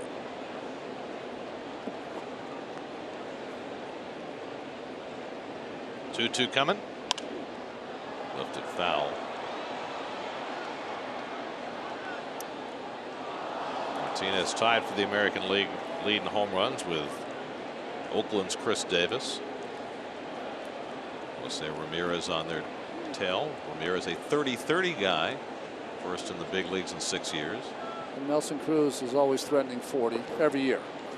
At almost 40. Yeah. Up the middle, and Syndergaard gets out of the way, and Martinez has a base hit. Second hit against Noah, and unlike his last start, he avoids getting drilled. Does a little dance here. Right off the cushion. I know he was just kidding when he was trying to have fun with it when he got hit in the ribs in his last start. But never tempt the baseball gods. Never say anything about comebackers. Just knock on wood, and thank God you didn't get knocked out. So 1 out and 1 on. Now Bogaerts, who grounded out to short his first time up. Mets 5 runs, 5 hits. The Red Sox no runs, 2 hits. Martinez will steal the occasional base. He's got 5 this year. And I wonder whether, you know, the guys who are not big time base stealers will be as aggressive against Syndergaard as Kinsler and Bradley were. Red Sox have already stolen 3 bases tonight.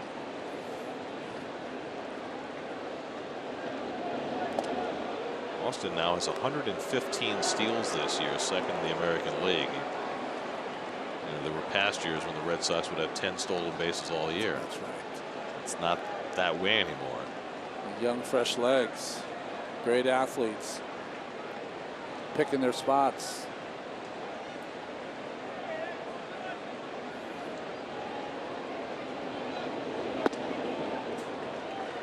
Sinker misses low and in, 1-0.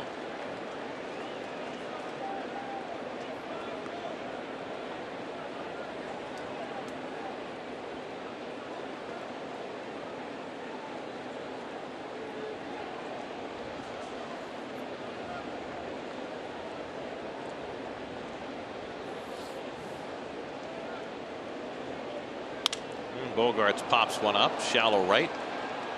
McNeil, 2 hands, 2 outs. Well, while we watch this game, much of the activity in the Mets dugout has been centered on figuring out how to get rid of the vermin. Oh, there he is. Ratatouille. It's or Springsteen's magic rat. So you had the you have the rat skeleton over there in the Red Sox dugout, and the real thing on the Mets side. Devers pops one up into shallow left, and there's Conforto waiting for it, and that retires the side. A hit and 1 left. Syndergaard keeps rolling. He's got a 5-0 lead after 4. Rats.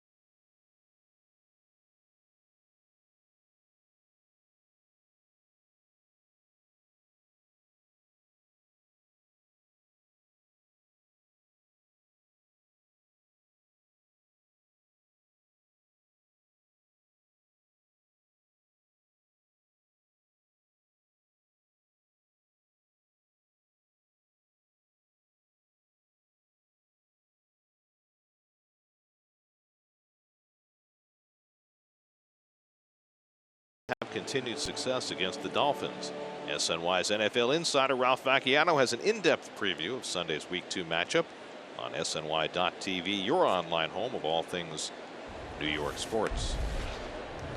Fenway at night. It's been fun for the Mets so far. 5-0 New York. Jay Bruce has driven in 4 of the runs with a double and a 3-run homer.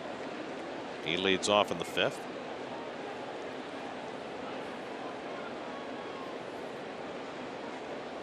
And he drives this one deep, but foul. Jay looks real comfortable up there. He's locked in. Well, this is his 18th game since coming off the disabled list. 5 home runs and 14 runs driven in. This is what the Mets thought they were getting when they re-signed Jay for 3 years. But for the first part of the season, it was clear he just didn't have his legs under him between the foot problems and the hip problem. And now that all that is resolved, he looks much more like himself. He tried to play hurt, you know. I know he would never use him as an excuse, but that's what he was trying to do and was not successful at it. Lays off the breaking ball, and it's 2-2. Brian Johnson has already worked an inning and 2/3 in relief.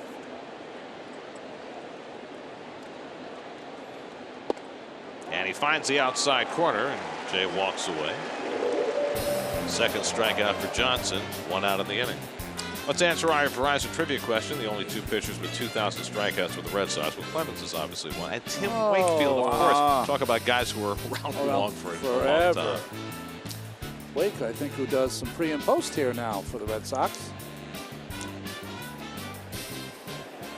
Well, Tim Wakefield had such great success as a knuckleballer for the Red Sox, and they've got another knuckleballer here now in Stephen Wright. And as Todd Frazier takes ball 1. I mean, you would have to, if you're Stephen Wright, have to occasionally have discussions with Tim Wakefield, right?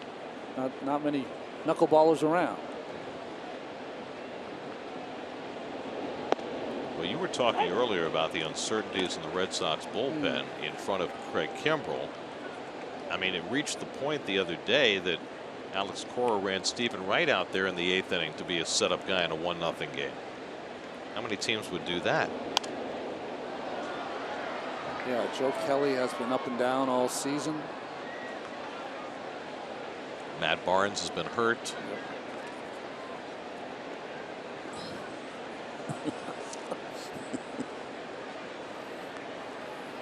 Frazier's been up twice and walked both times.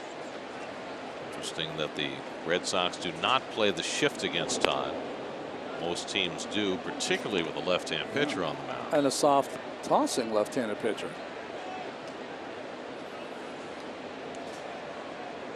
Every team's got their own analytics and their own book. Well, you'd have to say that they have to have about the same analytics. They just have their own way of crunching it, right? Brandon Nimmo on deck. 3-2 coming to Frazier, and the breaking ball ripped into left, a base hit. So Frazier on base for the 3rd time, a 1-out single.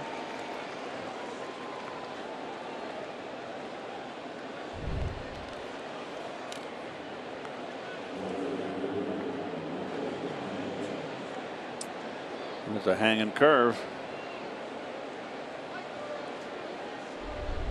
So 1 out and 1 on. Brandon Nimmo coming up. We check in with Steve Gelbs. His report tonight is brought to you by Pearl Vision. Steve? Well, Gary, during the middle of the season when Brandon Nimmo was really slumping, it was that high fastball that was consistently beating him. And now that he's back on track, he's really closed up that hole. How's he done it? Well, 2 reasons. Number 1, because pitchers were throwing so often up in the zone, he, who already has this really keen eye, started to really be able to discern even better what is a ball and what is a strike right at the top of the zone. So he's not swinging at pitches just above the zone that he was swinging at before. But number 2, and I know Keith was talking about this a little bit earlier, he switched his mentality from trying to drive those pitches and do damage with those pitches to instead trying to spoil those pitches. He knows when he gets 2 strikes, he's not going to be able to drive that pitch, but he thinks if he can spoil enough of them, he'll eventually get his pitch with 2 strikes, and that's when he can do the real damage. And that is the value, Steve, of getting to play every day, where, okay, they're getting me out constantly. I'm swinging and missing. What have I got to do? I've got to lay off that pitch, and you see it enough, and you're able to bring your sights down and take it, particularly if you have trouble with that pitch. Now, the great story was over at the Yankee end when Jeter came up and Yogi Berra was the great high ball hitter, hit the ball over his head. It was a bad ball hitter, and Jeter had a tough time with the high pitch. and came in all frustrated. And Yogi said, "Why are you swinging at it? You can't hit." And Jeter said, "Well, you did." And Yogi said, "Yeah, but I could hit it. You can't." So, you know, the pitches that give you trouble and you play every day, you learn, the smart hitters, not everybody has that ability, you learn to lay off of it. 3-2 to Nimmo with 1 out. Frazier at first, not running. And Nimmo takes strike 3 called. Slider got him looking. Might have thought it was high. But there's the 3rd strikeout for Johnson, 2 down in the inning. He's kind of a little spinner. No. They're starting to call that high strike a little more. And, you know, Ronnie, that's a strike in my book. I know it is in yours. Yeah, well, I mean, you're right, though. They're starting to call it. That's a pitch that wasn't always called. That's a slider right there. That's a hanger. That's up in the strike zone. That's a good pitch to hit, and a little above the belt. Now Smith pops one up in left, and Benintendi, more than a pop-up, winds up at the warning track. Gets deep early in left field in this ballpark.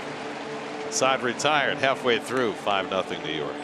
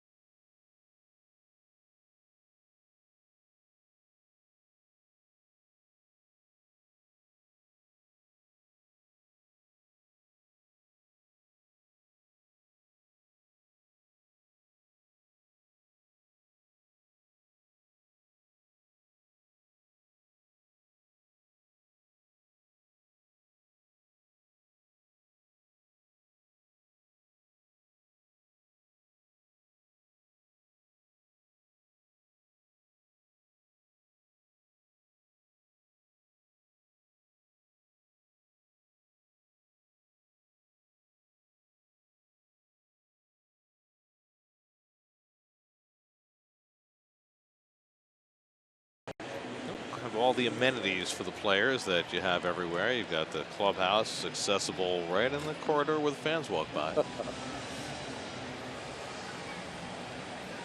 By the way, behind that door is a staff of security guards. No friends, business associates, agents, attorneys, vendors, or any other visitors admitted at any time. That is a restricted area. Is it electrified?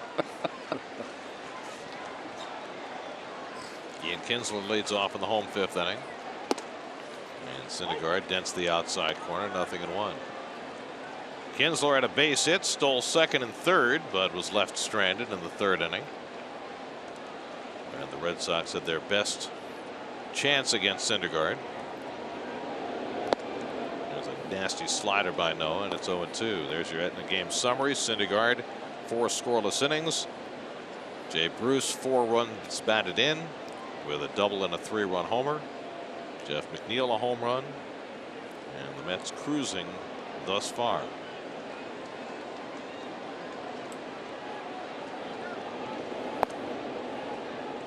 This is such a dangerous team. You just kind of hold your breath. They always a lot of come from behind victories. Of course, you got 101 wins. They're probably going to win 110 or so, and you have lots of come from behind victories. Check swing, and it rolls fair. Picked up by Nito in fair territory. No, he said foul ball. Yep. Ooh. Home plate umpire Todd Titchener ruling it foul. Nito trying to do his best to get that ball before it went foul. They're handing it along the line. No argument from Nito. Good hustle by Titchener.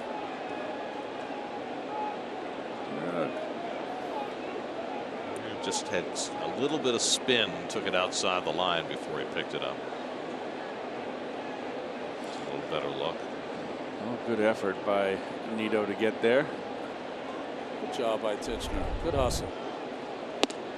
And Syndergaard with the slider gets Kinsler for the first out of the inning. Fourth strikeout for Noah. That was just a spinner. Didn't really break. That's why it fooled Kinsler. It's like a backup slider. That's what that pitch is called. Gyro ball. You're a Dice K here. I mean, Dice K, the famous Red Sox and Mets pitcher. That's right. That guy. These franchises have shared a few pitchers over the years. Dice K, Pedro, Nomo. Bobby O. Right. Schiraldi. Wes Gardner. That's right. Wes came here. Jackie Bradley walked his first time up. Joe Zambito. Well, that's where the Red Sox are, getting to 100 wins with just 46 losses. They're at 101 now. And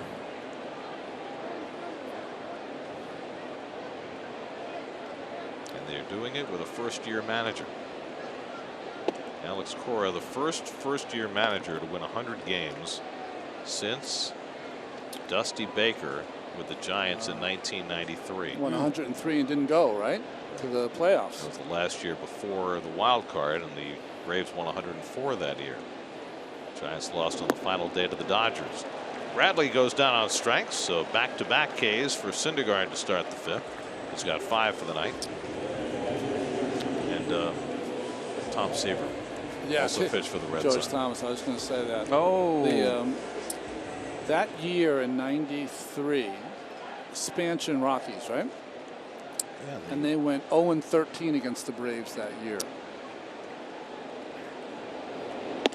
Well, the Mets had some success against the Rockies too. You know, the Rockies' first ever game was at Shea Stadium. Oh, it was. Doc Gooden shut them out. Blake Swihart struck out his first time up.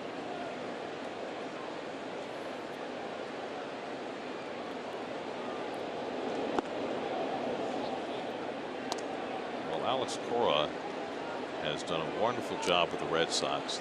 They gave him an experienced manager as a bench coach. Yeah, great move. Ron Renicky, great baseball man.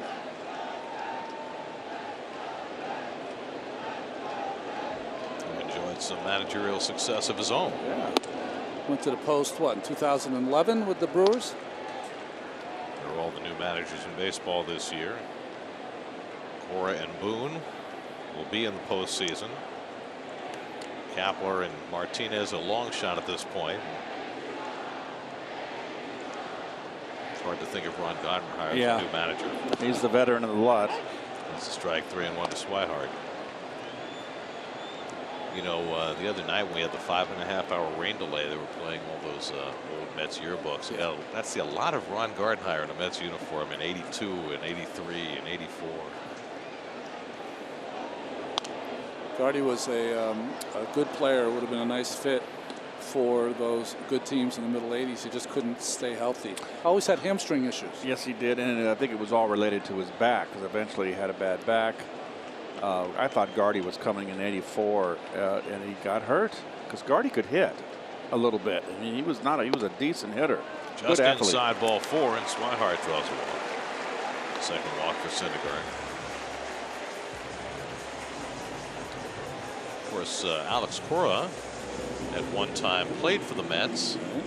It wasn't for long. It was in 2010 for part of the season, but I have one lasting memory of Alex as a Met. If you remember, early that season, the Mets played a 20-inning game in St. Louis, and Cora came in like in the 14th inning and maybe played an inning or two. But along the way, he made this brilliant catch of a foul pop-up while playing first base to keep that ball game going. I don't know why that's what I remember, but it was one of those, you know, elongated Mets games. We didn't actually do the game. No, it was on national TV. I was listening to the game because I know Tim McCarver did the game. Let's just say frustration set in for Tim McCarver around the 12th. Mookie Betts batting with a runner aboard and 2 out.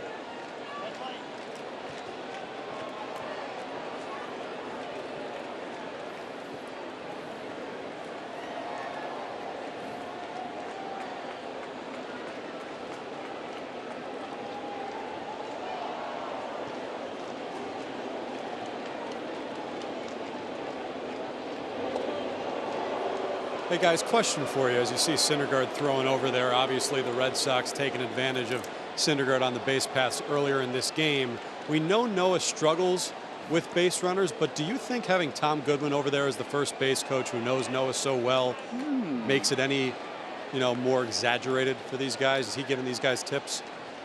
Boy, great point, Steve. I would say exactly. He has to be able to give them a game of what he saw as a Mets coach. Well, if Noah has a tell, you would think that Tom Goodwin would know what it is. Swihart, 5 stolen bases on the year. It would be hard to justify those Swihart running here with Betts at the plate. Oh, absolutely. This is a chance to get back in the game. You're down 5 runs too. Shoot, you can't be running. They ran down by 4. I know, but it was earlier. This is more mid-game. Kinsler very experienced. Betts has flied out both of his at-bats so far tonight. Flies this one out to right. Nimmo started back, now racing in and diving to make the catch. Great recovery by Nimmo, who started back on a ball hit off the end of the bat and then saves Syndergaard a run with a diving play. Never give up, never surrender. Nimmo with a beauty to help out Syndergaard. He's got 5 scoreless and a 5-0 lead.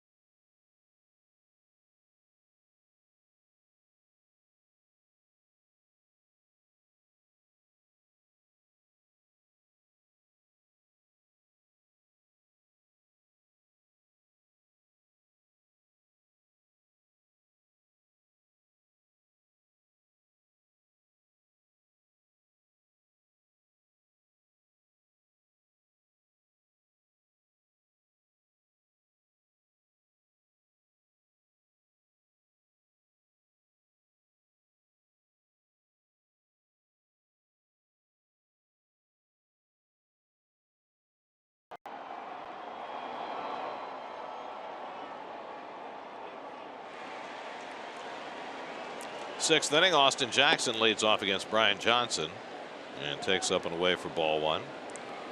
Jackson has struck out and grounded into a double play tonight, hitless in his last 11 at bats. And he takes a fastball strike from Johnson, 1-1. Brian Johnson's already worked 2 2/3 innings in relief. Tomas Nido on deck, and then Ahmed Rosario for the Mets in the 6th. Johnson slows his arm down ever so much on his breaking pitches. I wonder if you can notice that at the plate. Yank foul down past Glenn Sherlock. Nice play by the ball girl. Look at this right here, Brandon, in front of you there. There's the 3 steps back and then head down and busting in. Great recovery. Boy, that's about as bad a break back on a ball hit in front of you as you're ever going to see. There's a little flare out to the right, and Kinsler back to grab it, 1 out. I think that's not knowing the field well enough. It's so deep to right field. Not that Betts can't hit one out to right field, but it would be rare. Nimmo plays so deep that I mean, you see guys take a step back, but to turn and take 2 steps back like that and you know, on a ball hit that shallow is very unusual. It's always that full swing that's off the end of the bat that you just don't realize. You think it's hit harder.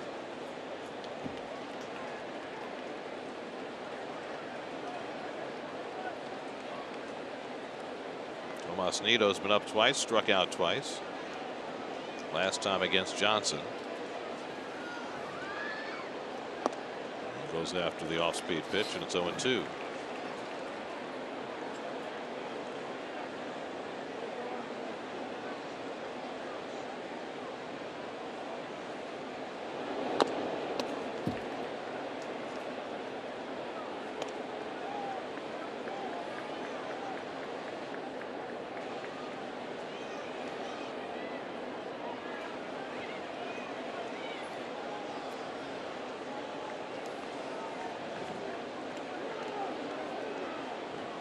Two coming to Nido, and he strikes out for the 3rd time. 4th strikeout for Johnson. Let's check in with the studio and welcome in Maria Marino for a game break brought to you by your local Honda dealers.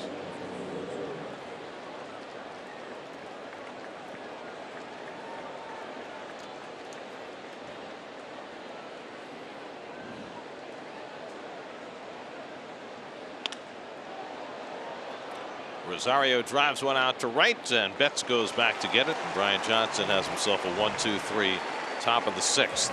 Syndergaard back to the mound with a 5-0 lead.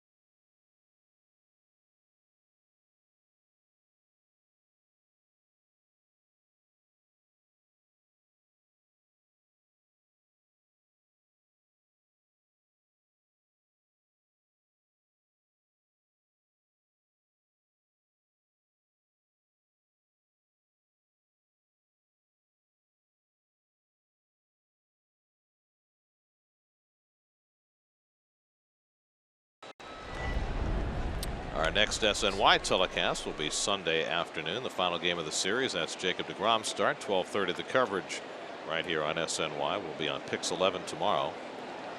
Andrew Benintendi leads off against Noah Syndergaard in the home sixth.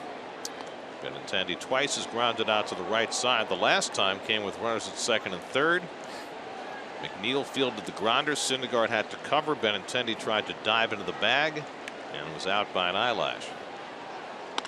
And he grounds another one to the right side. And a more conventional play for McNeil for the first out. And there. Well, here's the star of the night. You know, teams have adopted animals sometimes as rally pets. There was the rally squirrel in St. Louis. There was the rally plantain earlier this year. I wonder if the Red Sox somehow were able to come back and win this game. Would they adopt the rally rat? He's looking for an exit ramp right there. Looking for Itchy Brother and King Leonardo and Odie Coloni. You're going to have to explain that because I have no idea what you're talking about. That was an old cartoon. Actually, that cartoon was on Tennessee Tuxedo. Really? It was like one of the shorts? I looked it up in the commercial break, and in 1963, it was one of the shorts on the Tennessee Tuxedo Hour. Well, gee, Tennessee. I didn't know that. I thought you were looking up someone's OPS, but no, you went to... No, the cartoon route. It's September. Mitch Moreland is struck out and flied out 0 for 2. Syndergaard has walked 2, struck out 5, given up just 2 hits. Singles to Kinsler and Martinez.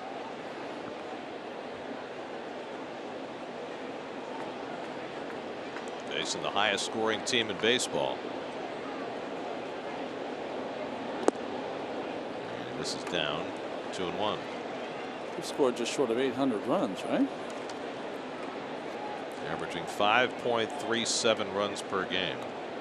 749 is their run total. If you lead an average on base percentage and slugging percentage, it's a pretty good bet you're going to lead runs too. Fly ball down the left field side toward the corner, but slicing away foul. And now a quick message from your Tri-State Porsche dealers.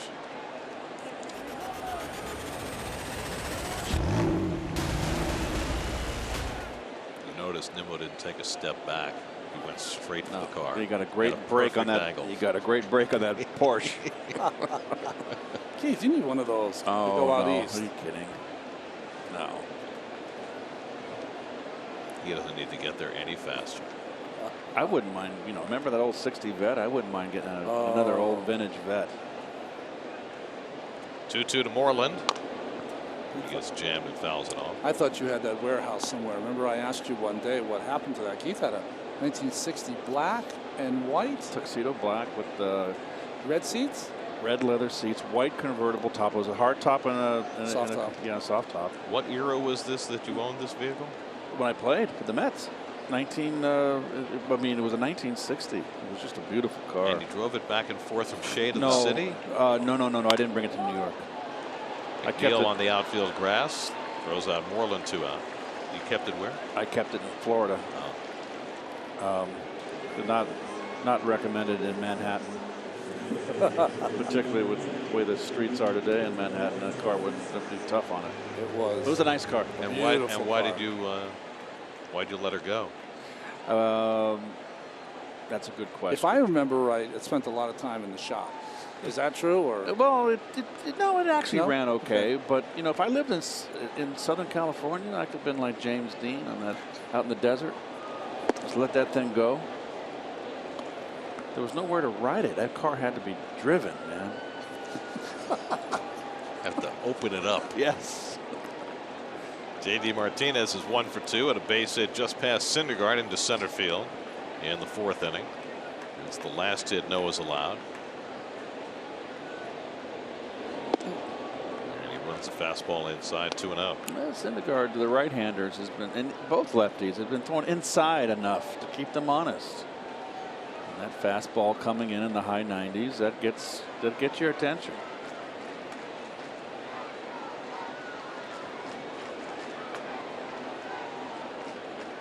Behind on the count, 2-0.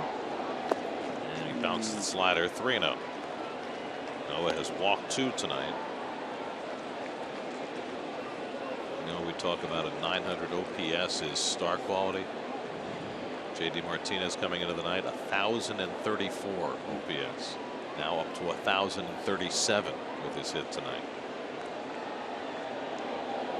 Here's a strike, 3-1, and Mookie Betts is right in the same neighborhood. So how do you pick?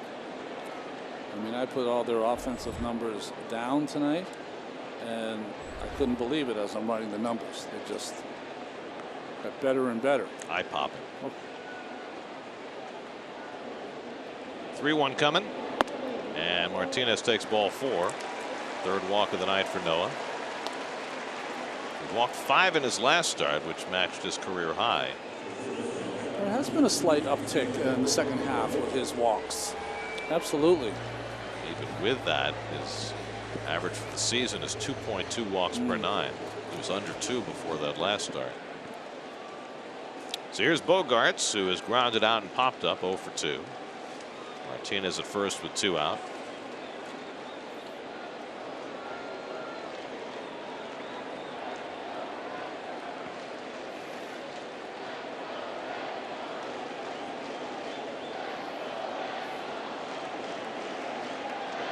Long hold by Noah, trying to freeze the runner. Everyone was playing chicken there. I'm not going to call time. Finally, Bogarts relented. Only 5 base runners for Noah tonight after 17 in his last start.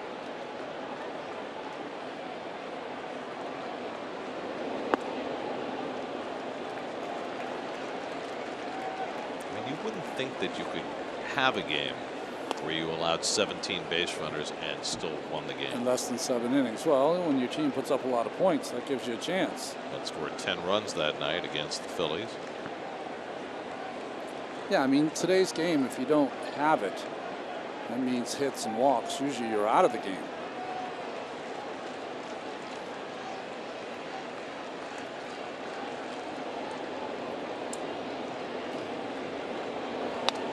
If you remember that game, he really was struggling in the 7th inning, but it was one of those games where he had a fairly low pitch count despite all those base runners, and it was almost, you know how we talk about pitchers being taken out because of pitch counts? It was almost as though he was being left in because of his pitch count. Yeah, it happens all the time. Don't get it. Got to have a feel for what your pitcher's going through out there. Some days 120 he's fine. Some days 80 is as far as he's going to go. Bogarts fouls it off, and it's 1-2. What was that one start? DeGrom was just began his great run, and he had 2 amazing starts, and then he started Miami, and he took an extra day because he had something at home, whatever he had to take care of. Right. And he just did not look himself. And on that day, he was more of an 80-pitch pitcher. You know, just didn't have it. I think that was the only start all year he's given up more than 3 runs. 1-2 coming to Bogarts, and it's fouled back this way. That was above us. There's a chance. Gets up here quick, too. It does. You can get hurt. It's not quite like old Tiger Stadium. Tiger Stadium, we were about this far out toward the field, but about half as far up. It was truly dangerous. Bring your glove. Yes. Well, we did. You did? Yeah. I sat there the entire game with my glove up, petrified. Don't know if I would have caught it anyway. I was going to give myself a chance. Well, I'm assuming from your writing that you're a righty, right? And plus you want to be Bud Harrelson someday. So yeah. Had the glove right here waiting. Howie brought his glove too. He's a lefty, and so he was like this, and I was like this the entire game. Something down the middle was going to go. You know it. Now Ernie Harwell, of course, he worked all those years in that close proximity, and you know, Ernie, by the time he was done with his Tiger broadcasting days, was an older man. He had a screen he put up in front of him. He was not taking any chances. Syndergaard strikes out Bogarts with a slider. 6 strikeouts for Noah, and the Red Sox are done in the bottom of the 6th. Syndergaard with 6 scoreless and a 5-0 lead going to the 7th.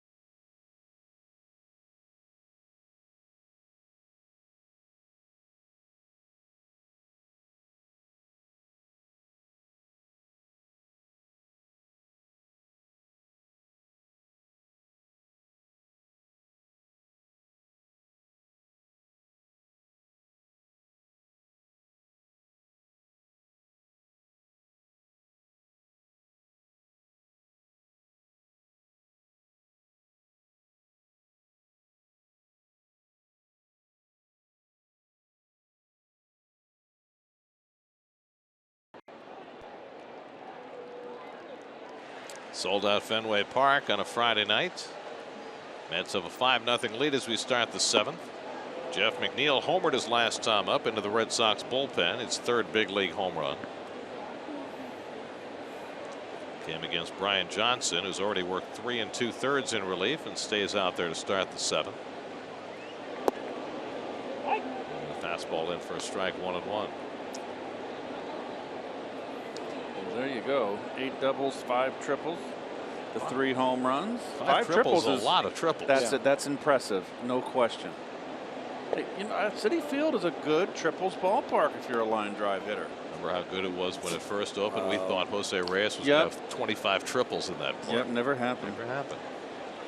I mean, it was, what, 415 to right center?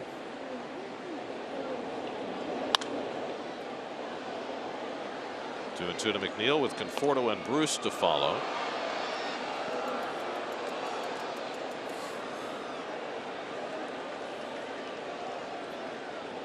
Johnson's done a nice job in relief. The McNeil home run, one of only 2 hits that he's allowed over 3 2/3. William Cuevas started, allowed 2 runs in 2 innings plus. McNeil flies this one back toward the wall. Benintendi on the warning track and has just enough room to reel it in. 1 out. Let's check in with the studio for another game break with Maria Marino. Maria.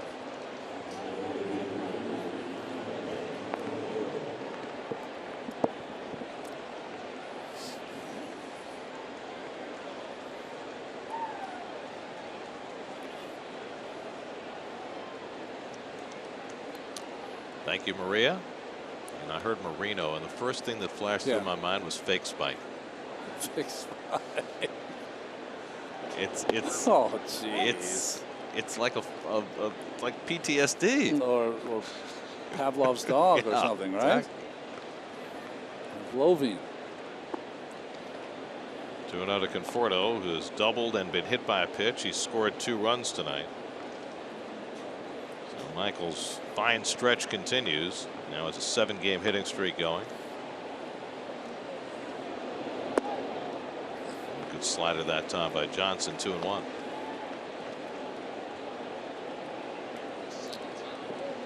So I know it was.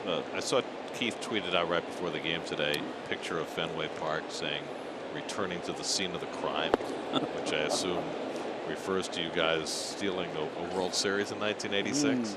It did, but we didn't steal it. We actually came in here and took 2 out of 3. We had to. We were down 2-0. I'm not telling the Met fans anything they don't know. There's ball 4 and Conforto's on for the 3rd time. But you know, Ronnie, you came here as a kid. I did, not a lot, but I did come here as a kid.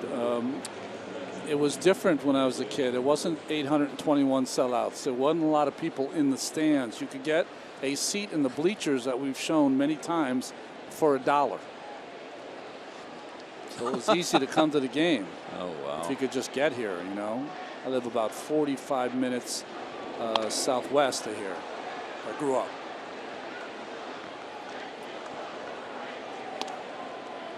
There's the Red Sox franchise history. 8 World Series titles, 3 of them since they broke the curse. That's right, 04. 04, 07, 13. After going 86 years without one. Bruce flies one out to center, and Jackie Bradley eases in.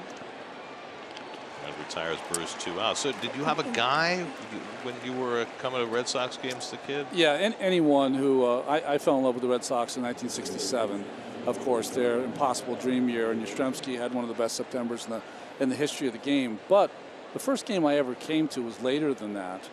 And after the game was done, I came in a yellow bus with a bunch of people. After the game was done, I sprinted to the parking lot of the Red Sox to look for an autograph. And, you know, the home team Red Sox kind of just, get out of here, kid. Get out of the way. Oh, yeah. So after they did that, I sprinted down to where we come in the ballpark, where the TV trucks are. And that's where the visiting bus would be.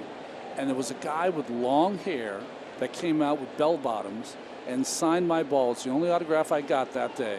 And I looked at it, and I wasn't sure who the player was. But I went home, and I saw that it was D, and then it was D. So the first name was D, last name was D. Only one on the roster for the Oakland A's that year was a catcher named Dave Duncan. Would end up being my pitching coach. That's a great story. I never told Dunk that story. I mean, maybe you'll hear it now, but that is a terrific story. I wonder if he's still at the bell bottoms. Might not fit like all of us. I like their history section in their press book here. I always look when I get the press book, I look in the history section, especially these old, storied franchises.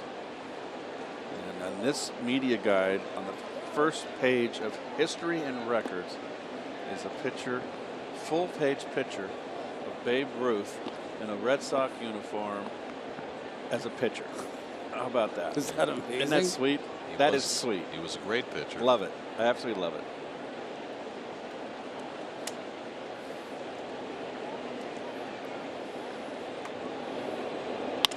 Pulled down to third. Nice. Nice play by Devers, and he gets the force to end the inning. 7th inning stretch time. 5-0 New York.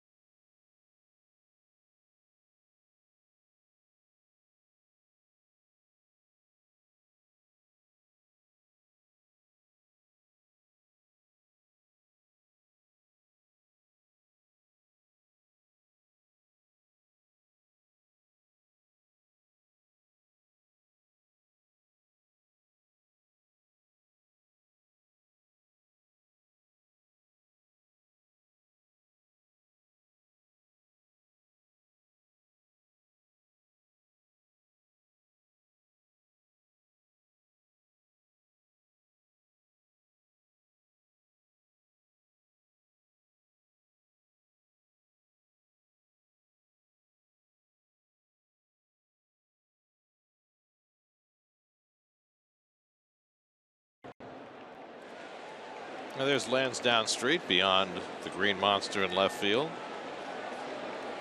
That's where I walked today. When I walked to the ballpark, I had an option to go left or right around the stadium, and I went left. And of course, it was the longest route. Just past the cask and flagon. Rafael Devers leading off the 7th, and he nubs one down to third. Frazier's got it. 1 out. But well, there's Babe Ruth. There he is. Look at those gloves. Lifetime 2.28 ERA. Led the Red Sox to World Series victories as a pitcher in 1916 and 1918. And then started transitioning full-time to being a hitter in 1919, which was his last year with the Red Sox. Right. They figured it out. They said, this guy can hit too good, obviously. So we got to get him out of the rotation. Yeah, so in 1919, that first year he, started playing more outfield. He had 29 home runs. And then they sold him to the Yankees. But $100 grand because they needed some money for NYN Nanette Broadway show. Exactly. Daniel Zamora, Drew Smith up in the Mets bullpen. Ian Kinsler's 1 for 2 tonight at a base hit in the 3rd. And Noah runs one inside. 2-0. 96 pitches now for Syndergaard, so this could be his last inning. Finished strong.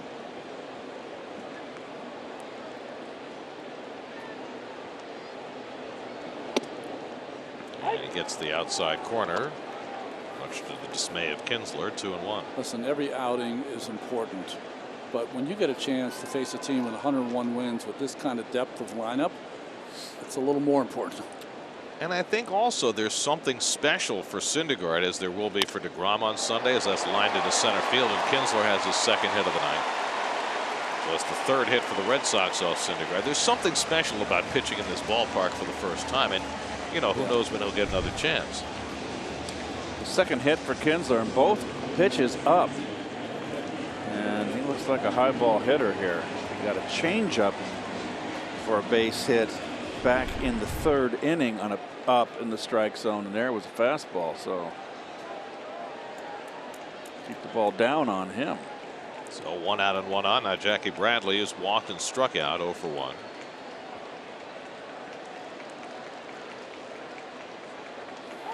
Another long hold by Syndergaard, trying to freeze Kinsler, who stole second and third the first time he got aboard.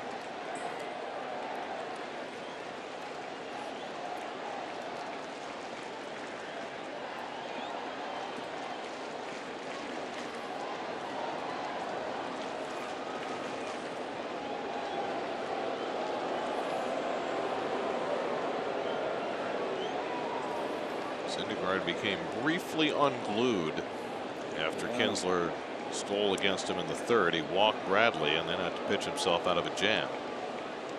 But he hasn't been in much trouble since.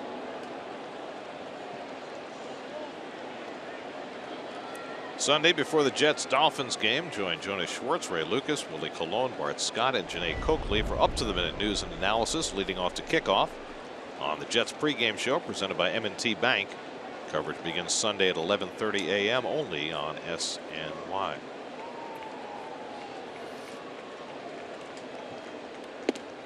Sales 1-1 to Bradley. Syndergaard's velocity coming down a little bit here in the seventh.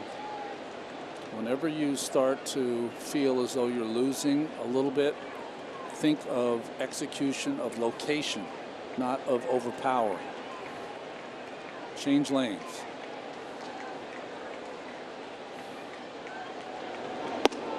Yeah, that catches the inside corner, 1-2. That was nasty.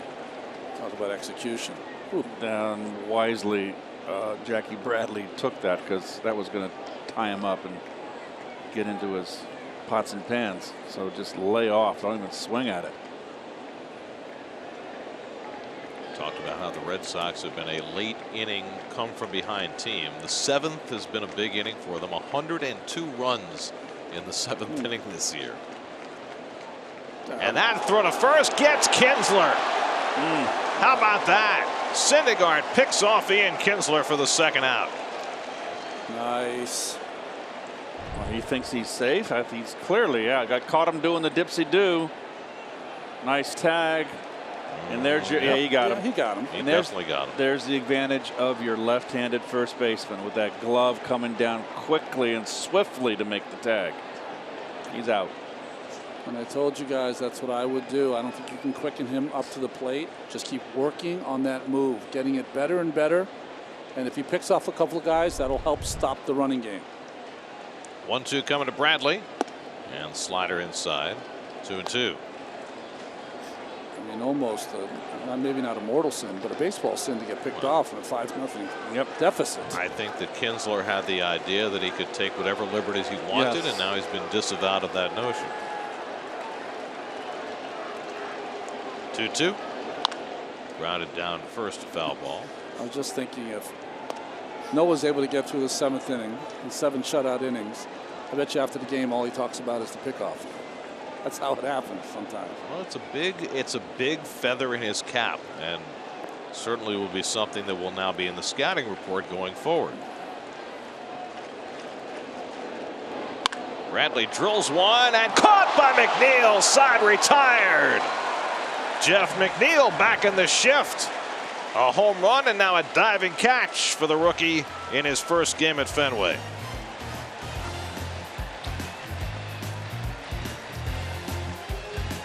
Flying through the air with the greatest of ease.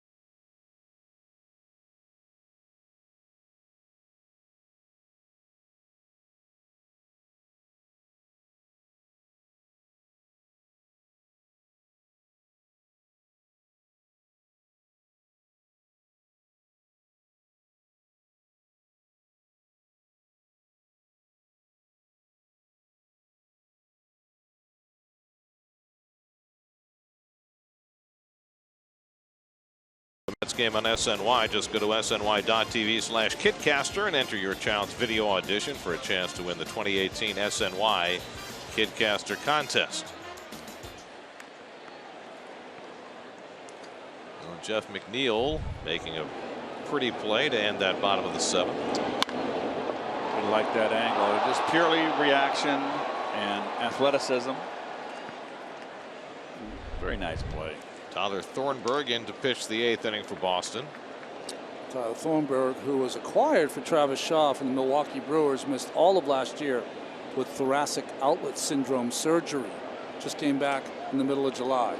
Talk about your lopsided trades. Shaw has been an enormous piece for the Brewers, while Thornburg was on the sidelines for a year and a half. Still hasn't quite regained his old form, but he can be a big asset for them down the road. Brandon Nimmo takes a strike, and it's 2-1. Brandon's 0 for 2. He's also been hit by a pitch tonight. I mean, we saw Thornburg at his best in Milwaukee. He was a terrific setup man. 95 plus with a good overhand hook. Yes. That was a signature pitch. Change up there. Remember the Mets were interested in Thornburg at one point.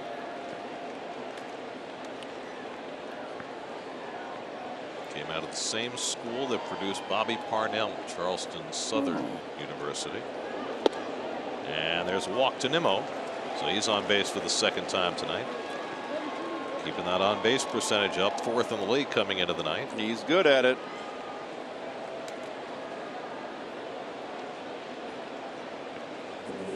So the Mets have their leadoff man on in the 8th. Mets bullpen is quiet. Jerry Blevins has a baseball in his hands. Syndergaard's thrown 103 pitches through 7. Tom Smith hits one to shallow center. And in comes Bradley to get it. 1 out. I mean, on our broadcast, we usually don't spend any time praising the opposition, a long relief guy. But Brian Johnson did such a good job for the Red Sox under duress. 4 2/3 innings, 1 run, 2 hits, 1 walk, 4 strikeouts. The Jeff McNeil home run, the only blemish against him. It's built an early 4-0 lead on the strength of Jay Bruce's RBI double in the 1st and his 3-run homer in the 3rd. On a day that the Red Sox basically went with a bullpen game. Hector Velasquez was supposed to start. He was scratched because he was sick. They sent William Cuevas out for his first big league start. He went 2 innings plus, allowed 2 runs, 3 hits. Robbie Scott really struggled in his 3rd of an inning, gave up 2 runs, hit a couple of batters before Johnson came in to settle things down. Very little of any of that has mattered so far because Syndergaard has been so good. And now a quick message from Citi. Hey, Fast. What? We'll quick you. They'll be watching.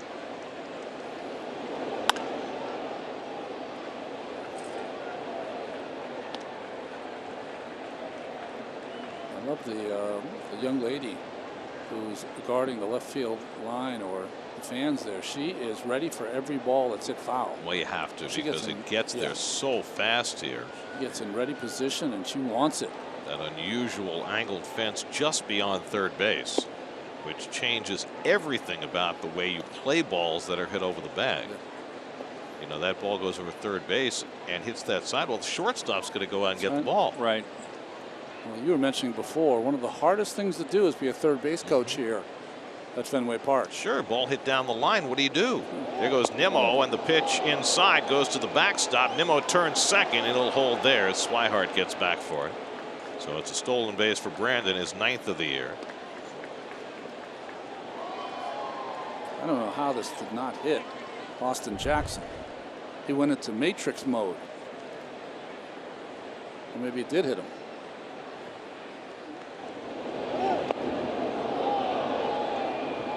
And Nimmo, always alert, knew it was by the catcher, looking to go take an extra base. So he's in scoring position with 1 out, 3-2 to Jackson. And he fouls off the breaking ball.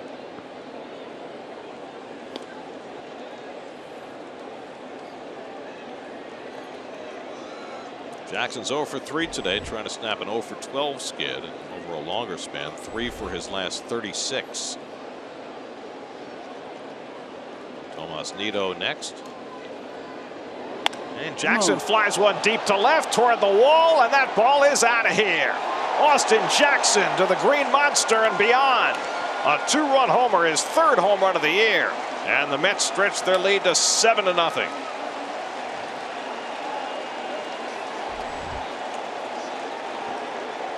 That's a way to break out of a slump, Gary. Well, he said he's had great career numbers at Fenway, and he just added to them.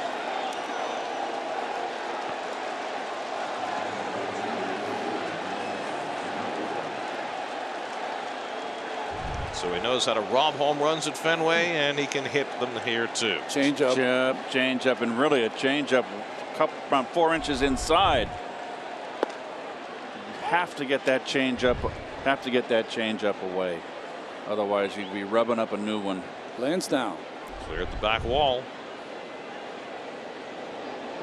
Hit one right into Keith's walking path. Right toward the cask and flagon. That'll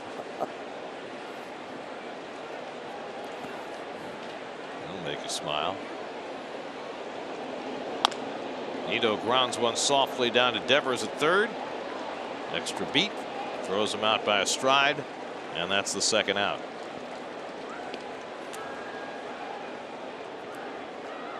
So here's a guy, Thornburg, that you thought because you brought him up in July, he might be a valuable piece, maybe coming down the stretch and into October. Looks like he's still trying to work himself into shape. And we talked about how the Red Sox are in search of a bullpen path to get them through the 7th and 8th innings to their terrific closer Craig Kimbrell, and they hoped that Thornburg would be part of that mix, but it doesn't look that way. You know, Alex Cora was asked many times, and he's always said the same thing. He's very happy with the guys you have in the bullpen, but you know, as a manager, that's what you have to say. Right. And now Rosario takes aim at the Green Monster, and that ball is gone. Ahmed Rosario with his 9th home run of the year and the Mets' 4th home run of the night. Mets putting a barrage on the best team in baseball. It's 8-0 New York in the 8th. Never know in this game, do you, Keith? Nope. Just never know. That's why they play the games. Yeah.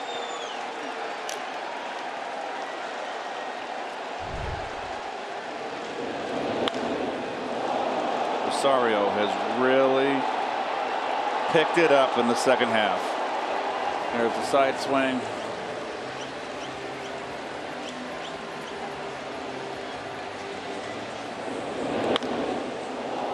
And leaving everything in the middle of the plate in.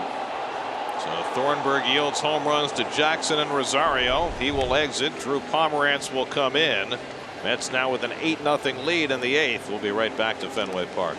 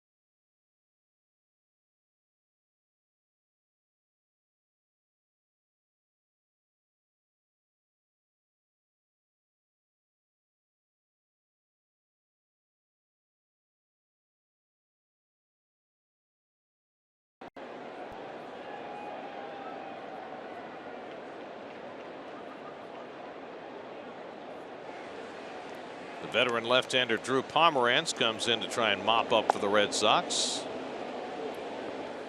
Well, Pomerantz was supposed to be a big part of their rotation in 11 starts. ERA 6.31, lowered it a bit in relief. Last year, Drew Pomerantz won 17 games with a 3.3 ERA. But he's had a couple of stints on the disabled list this year, and now no longer starting for the Red Sox and coming into an 8-0 game in the 8th. He's right over the top, too. McNeil's 1 for 4 tonight. He homered back in the 4th. It's almost like he has a windup. Watch him. Like he will gather himself, get to the belt a couple of times, and then be ready to go.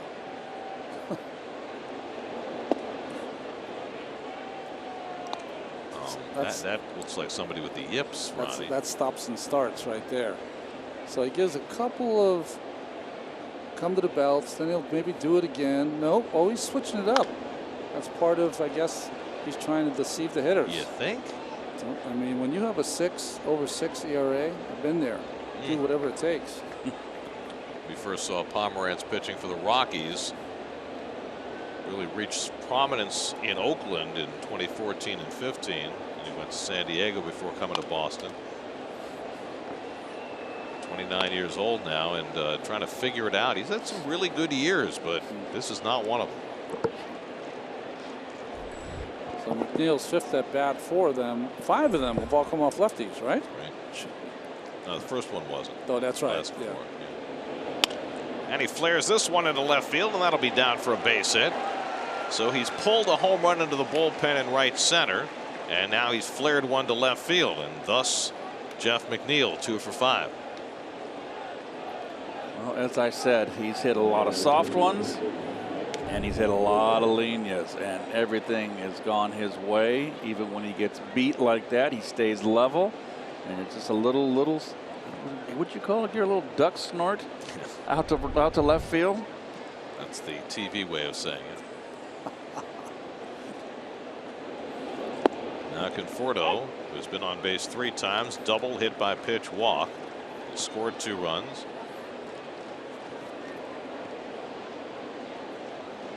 That's trying for their 4th straight win and their 10th in their last 13. And well on their way tonight.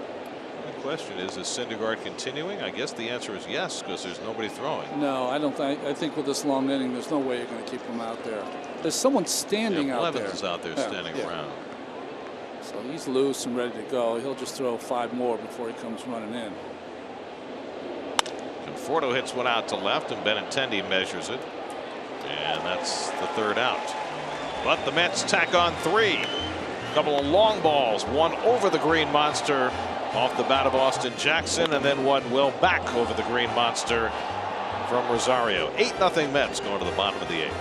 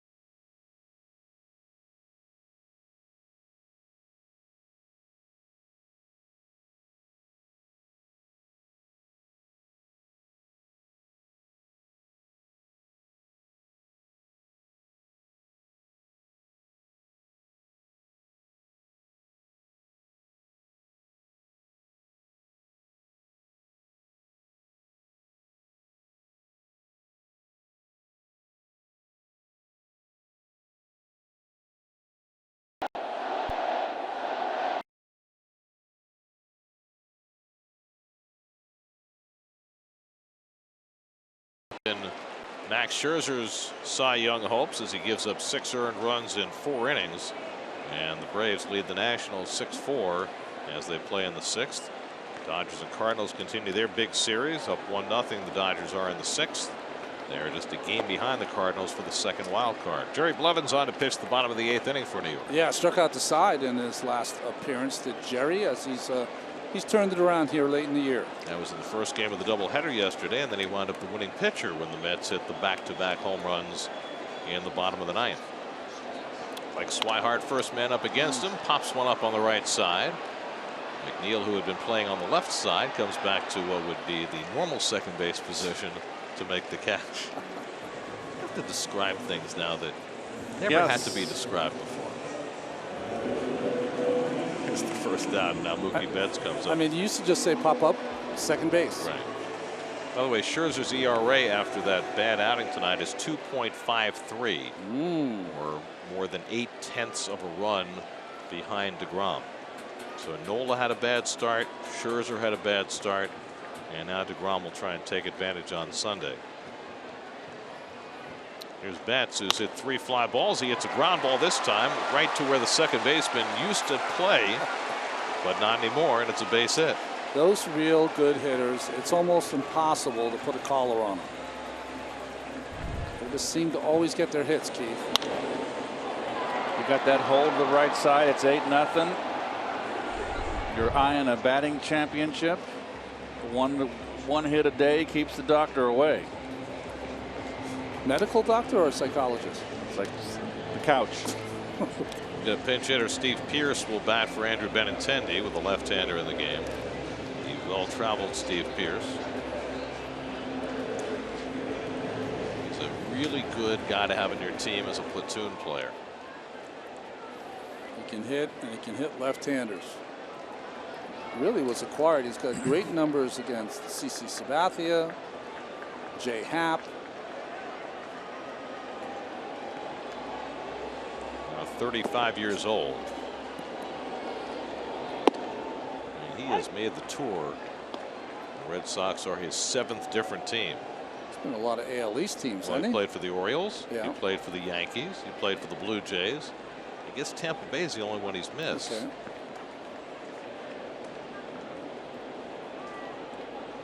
Oh, he did play for Tampa, so he's completed the tour. Nice. Yeah, he was with the Rays in 2016 for a while. Kelly Johnson tour. This was the National League East. Kelly missed the Phillies, didn't Did he? Yeah.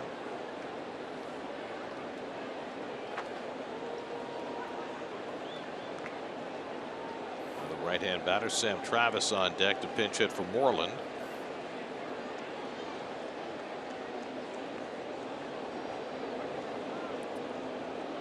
And Pierce hooks one foul. 1-2.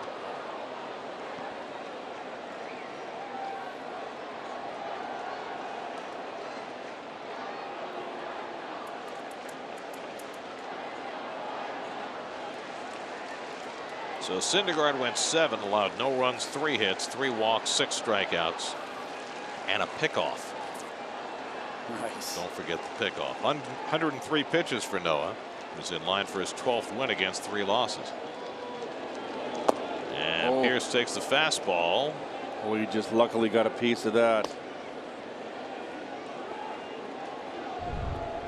This is tied up. This is strike 3. Oh, thank you. I got life. That was a very odd foul ball. That was almost in the catcher's mitt. Popped up. Easy for Bruce near the bag. And that's the 2nd out. So Blevins gets his 2nd pop-up of the inning. Check out the People's United Bank starting pitchers tonight. William Cuevas, first big league start, didn't last long. Noah Syndergaard, on the other hand, superb for 7 innings. Facing the best lineup in baseball. Didn't give up a thing. Well, let's consider this. It looks like it's never over till it's over. Syndergaard is going to go 12-3. He's got, what, 3 more starts? If he wins, he can win 15 games. An Think about it. Abbreviated season. Think about it. I mean, he still does not have enough innings to qualify for the league leaders because of all the time he missed with the finger injury. But his ERA is now to 3.26, which if he had enough innings would be good for top 10 in the league. Which, when you consider that other than a handful of starts like the one against the Giants, this one tonight, he hasn't been his dominant self. It's pretty amazing when you think about what that portends for next season. If he can stay on the mound for 32 starts and get his act together in that regard. I think it's been Ron, correct me if I'm wrong, I think it's been a big learning year for him. Not being able to throw his stuff and just mow down hitters. They were hitting him. He had to make an adjustment. He did. He's pitched well. That kicks away from Nito on the curveball in the dirt, and that'll get Betts down to second on the wild pitch. This breaking ball was so bad. Nito took it kind of on a 45-degree angle.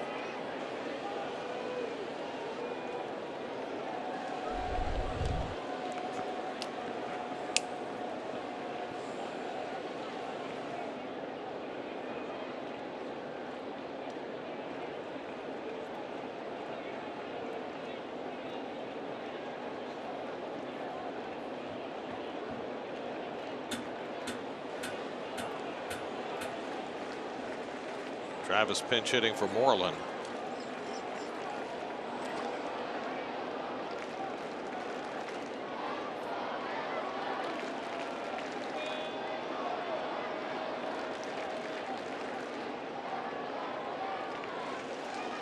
One-two coming, and it's outside to Travis. 2-2.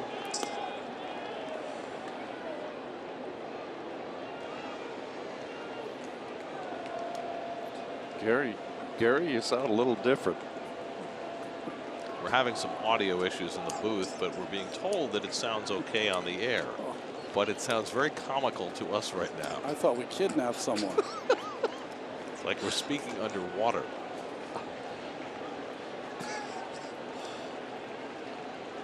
And Travis fouls back the fastball. Keith is getting a big kick out of this. It sounds like we have speech impediments in our ears. Jeez.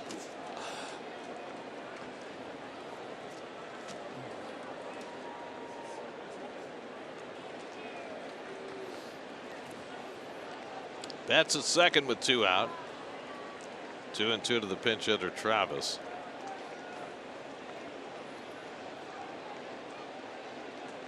And he struck him out with the fastball. Side retired. A hit and 1 left. We go to the 9th. Mets leading 8-0.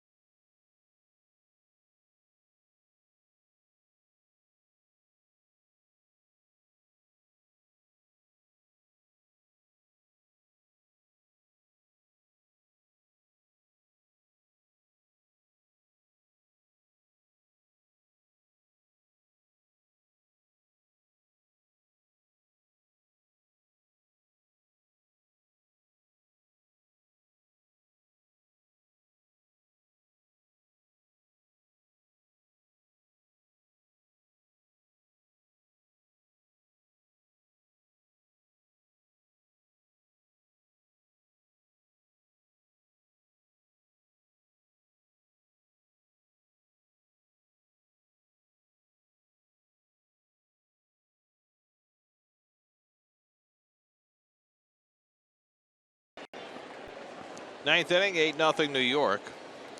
Jay Bruce will lead off against Drew Pomerantz, who came on to get the final out in the 8th. Bruce has 4 RBIs tonight with a double and a 3-run homer, and he flies one out to left, where Pierce is now playing, and Steve Pierce reels it in for the first out.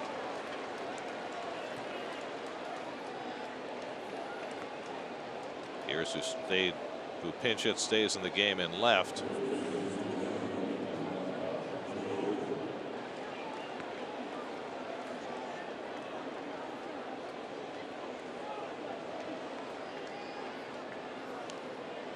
Big night for the Mets right from the start tonight. Other changes for the Red Sox. Sam Travis, who pinch hit, stays in the game at first base.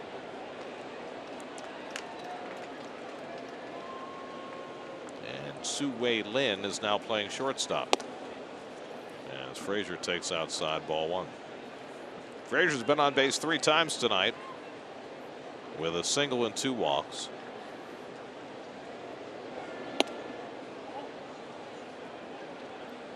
Coming up tonight on Geico Sports Night after the postgame, one-on-one with Jets coach Todd Bowles. We'll take a look at all the football and the baseball on Geico Sports Night tonight and every night, 11 p.m. after the postgame, whichever comes first. Can you get Todd to smile? That's all I want to know.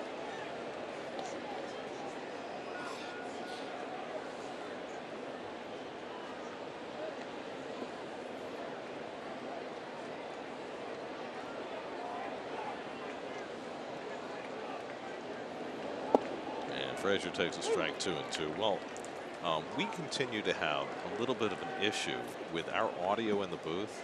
When I speak, I sound like I'm underwater. Yes. And when these guys speak, I have no idea what they're saying. We sound the same way. Very thick too. Like our tongues are sticking to the roof of our mouth. I can't describe it. To me, it sounds like when you watch a movie, the first phone call for the ransom note. That's what we sound like. Frazier down on strikes, and that's the second out. So 2 out and nobody on in the top of the 9th. And Brandon Nimmo coming up. I must say that it's very disconcerting.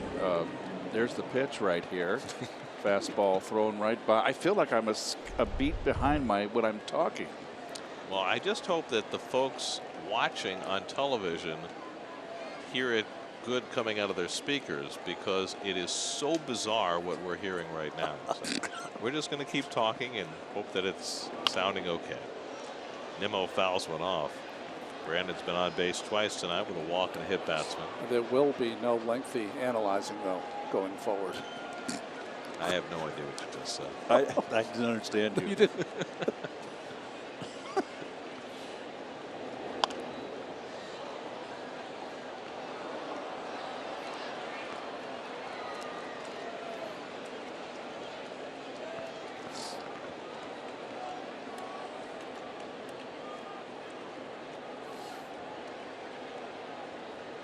Tyler Bachelor is up in the Mets bullpen. Looks like he'll get the bottom of the 9th.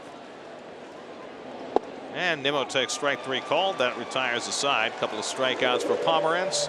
And we go to the bottom of the 9th with the Mets trying to finish off the shutout in Boston.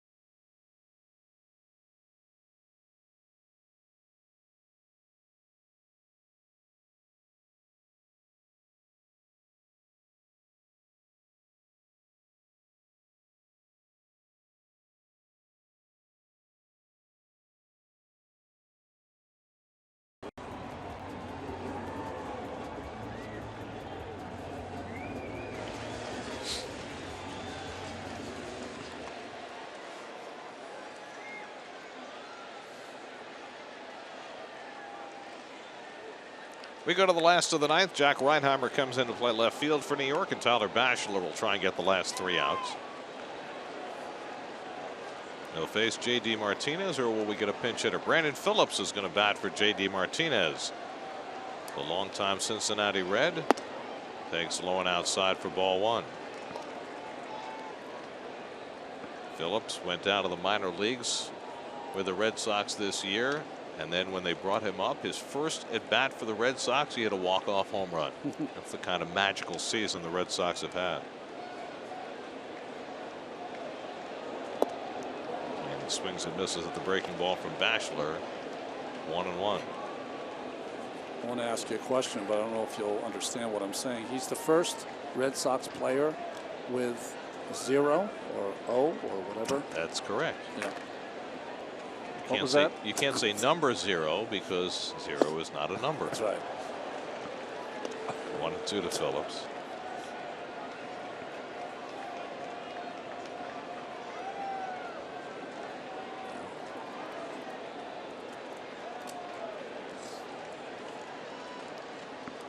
One-two from Batchelor, and he struck him out. Batchelor fans Phillips for the first out in the last of the ninth.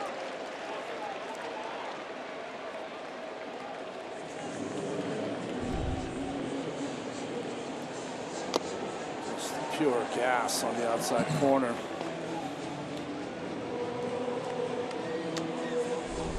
Isn't this amazing? We have this audio thing, and now my scorecard is completely done.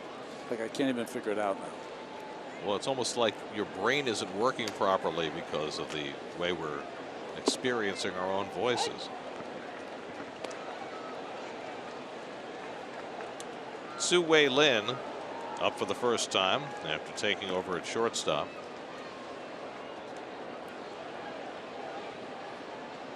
And the 0-1 grounded foul outside first, and I'm happy to report that our audio issue has just resolved. I would like to know what they discovered and what the problem was, but we're back. I don't really care as long as they fixed it. And I apologize greatly to all the folks at home who probably had no idea what we were talking about. Oh, that's because they were not experienced when we were, but we're very happy to have our own voices back in their own regular sound in our headsets. Not knowing what we talk about, that could happen on any Friday. So Batchelor, after striking out Phillips, ahead on Lynn 0-2 with Rafael Devers on deck. Lynn fouls back the fastball.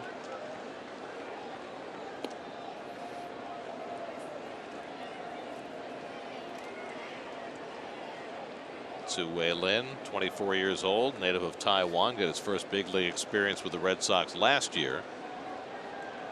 46 at bats this season. And he flies one out to deep right center. Back in the gap goes Nimmo with Jackson, and Nimmo makes the catch. Long fly ball. Nimmo and Jackson cross. Ball caught. 2 out. It's been very strange this year. We've seen so many of these plays where the guy in front does not catch the ball, but the guy in back does. Yep. Well, he just ducked away at the last moment to let Nimmo catch it. That's a case of verbal communication. Nimmo called him off, had the better track on it. And so the Red Sox are down to their final out, and Rafael Devers takes a strike. Red Sox have only been shut out 6 times this year, and the Mets are 1 out away from dealing with their 7th. Devers is 0 for 3 tonight. And he grounds one to the right side. Nice easy hop for McNeil, and the ball game is over. Batchelor puts the finishing touches on the shutout. The Mets hit 4 home runs. Jay Bruce drives in 4. Noah Syndergaard with 7 scoreless innings, and in their first game in Fenway in 9 years.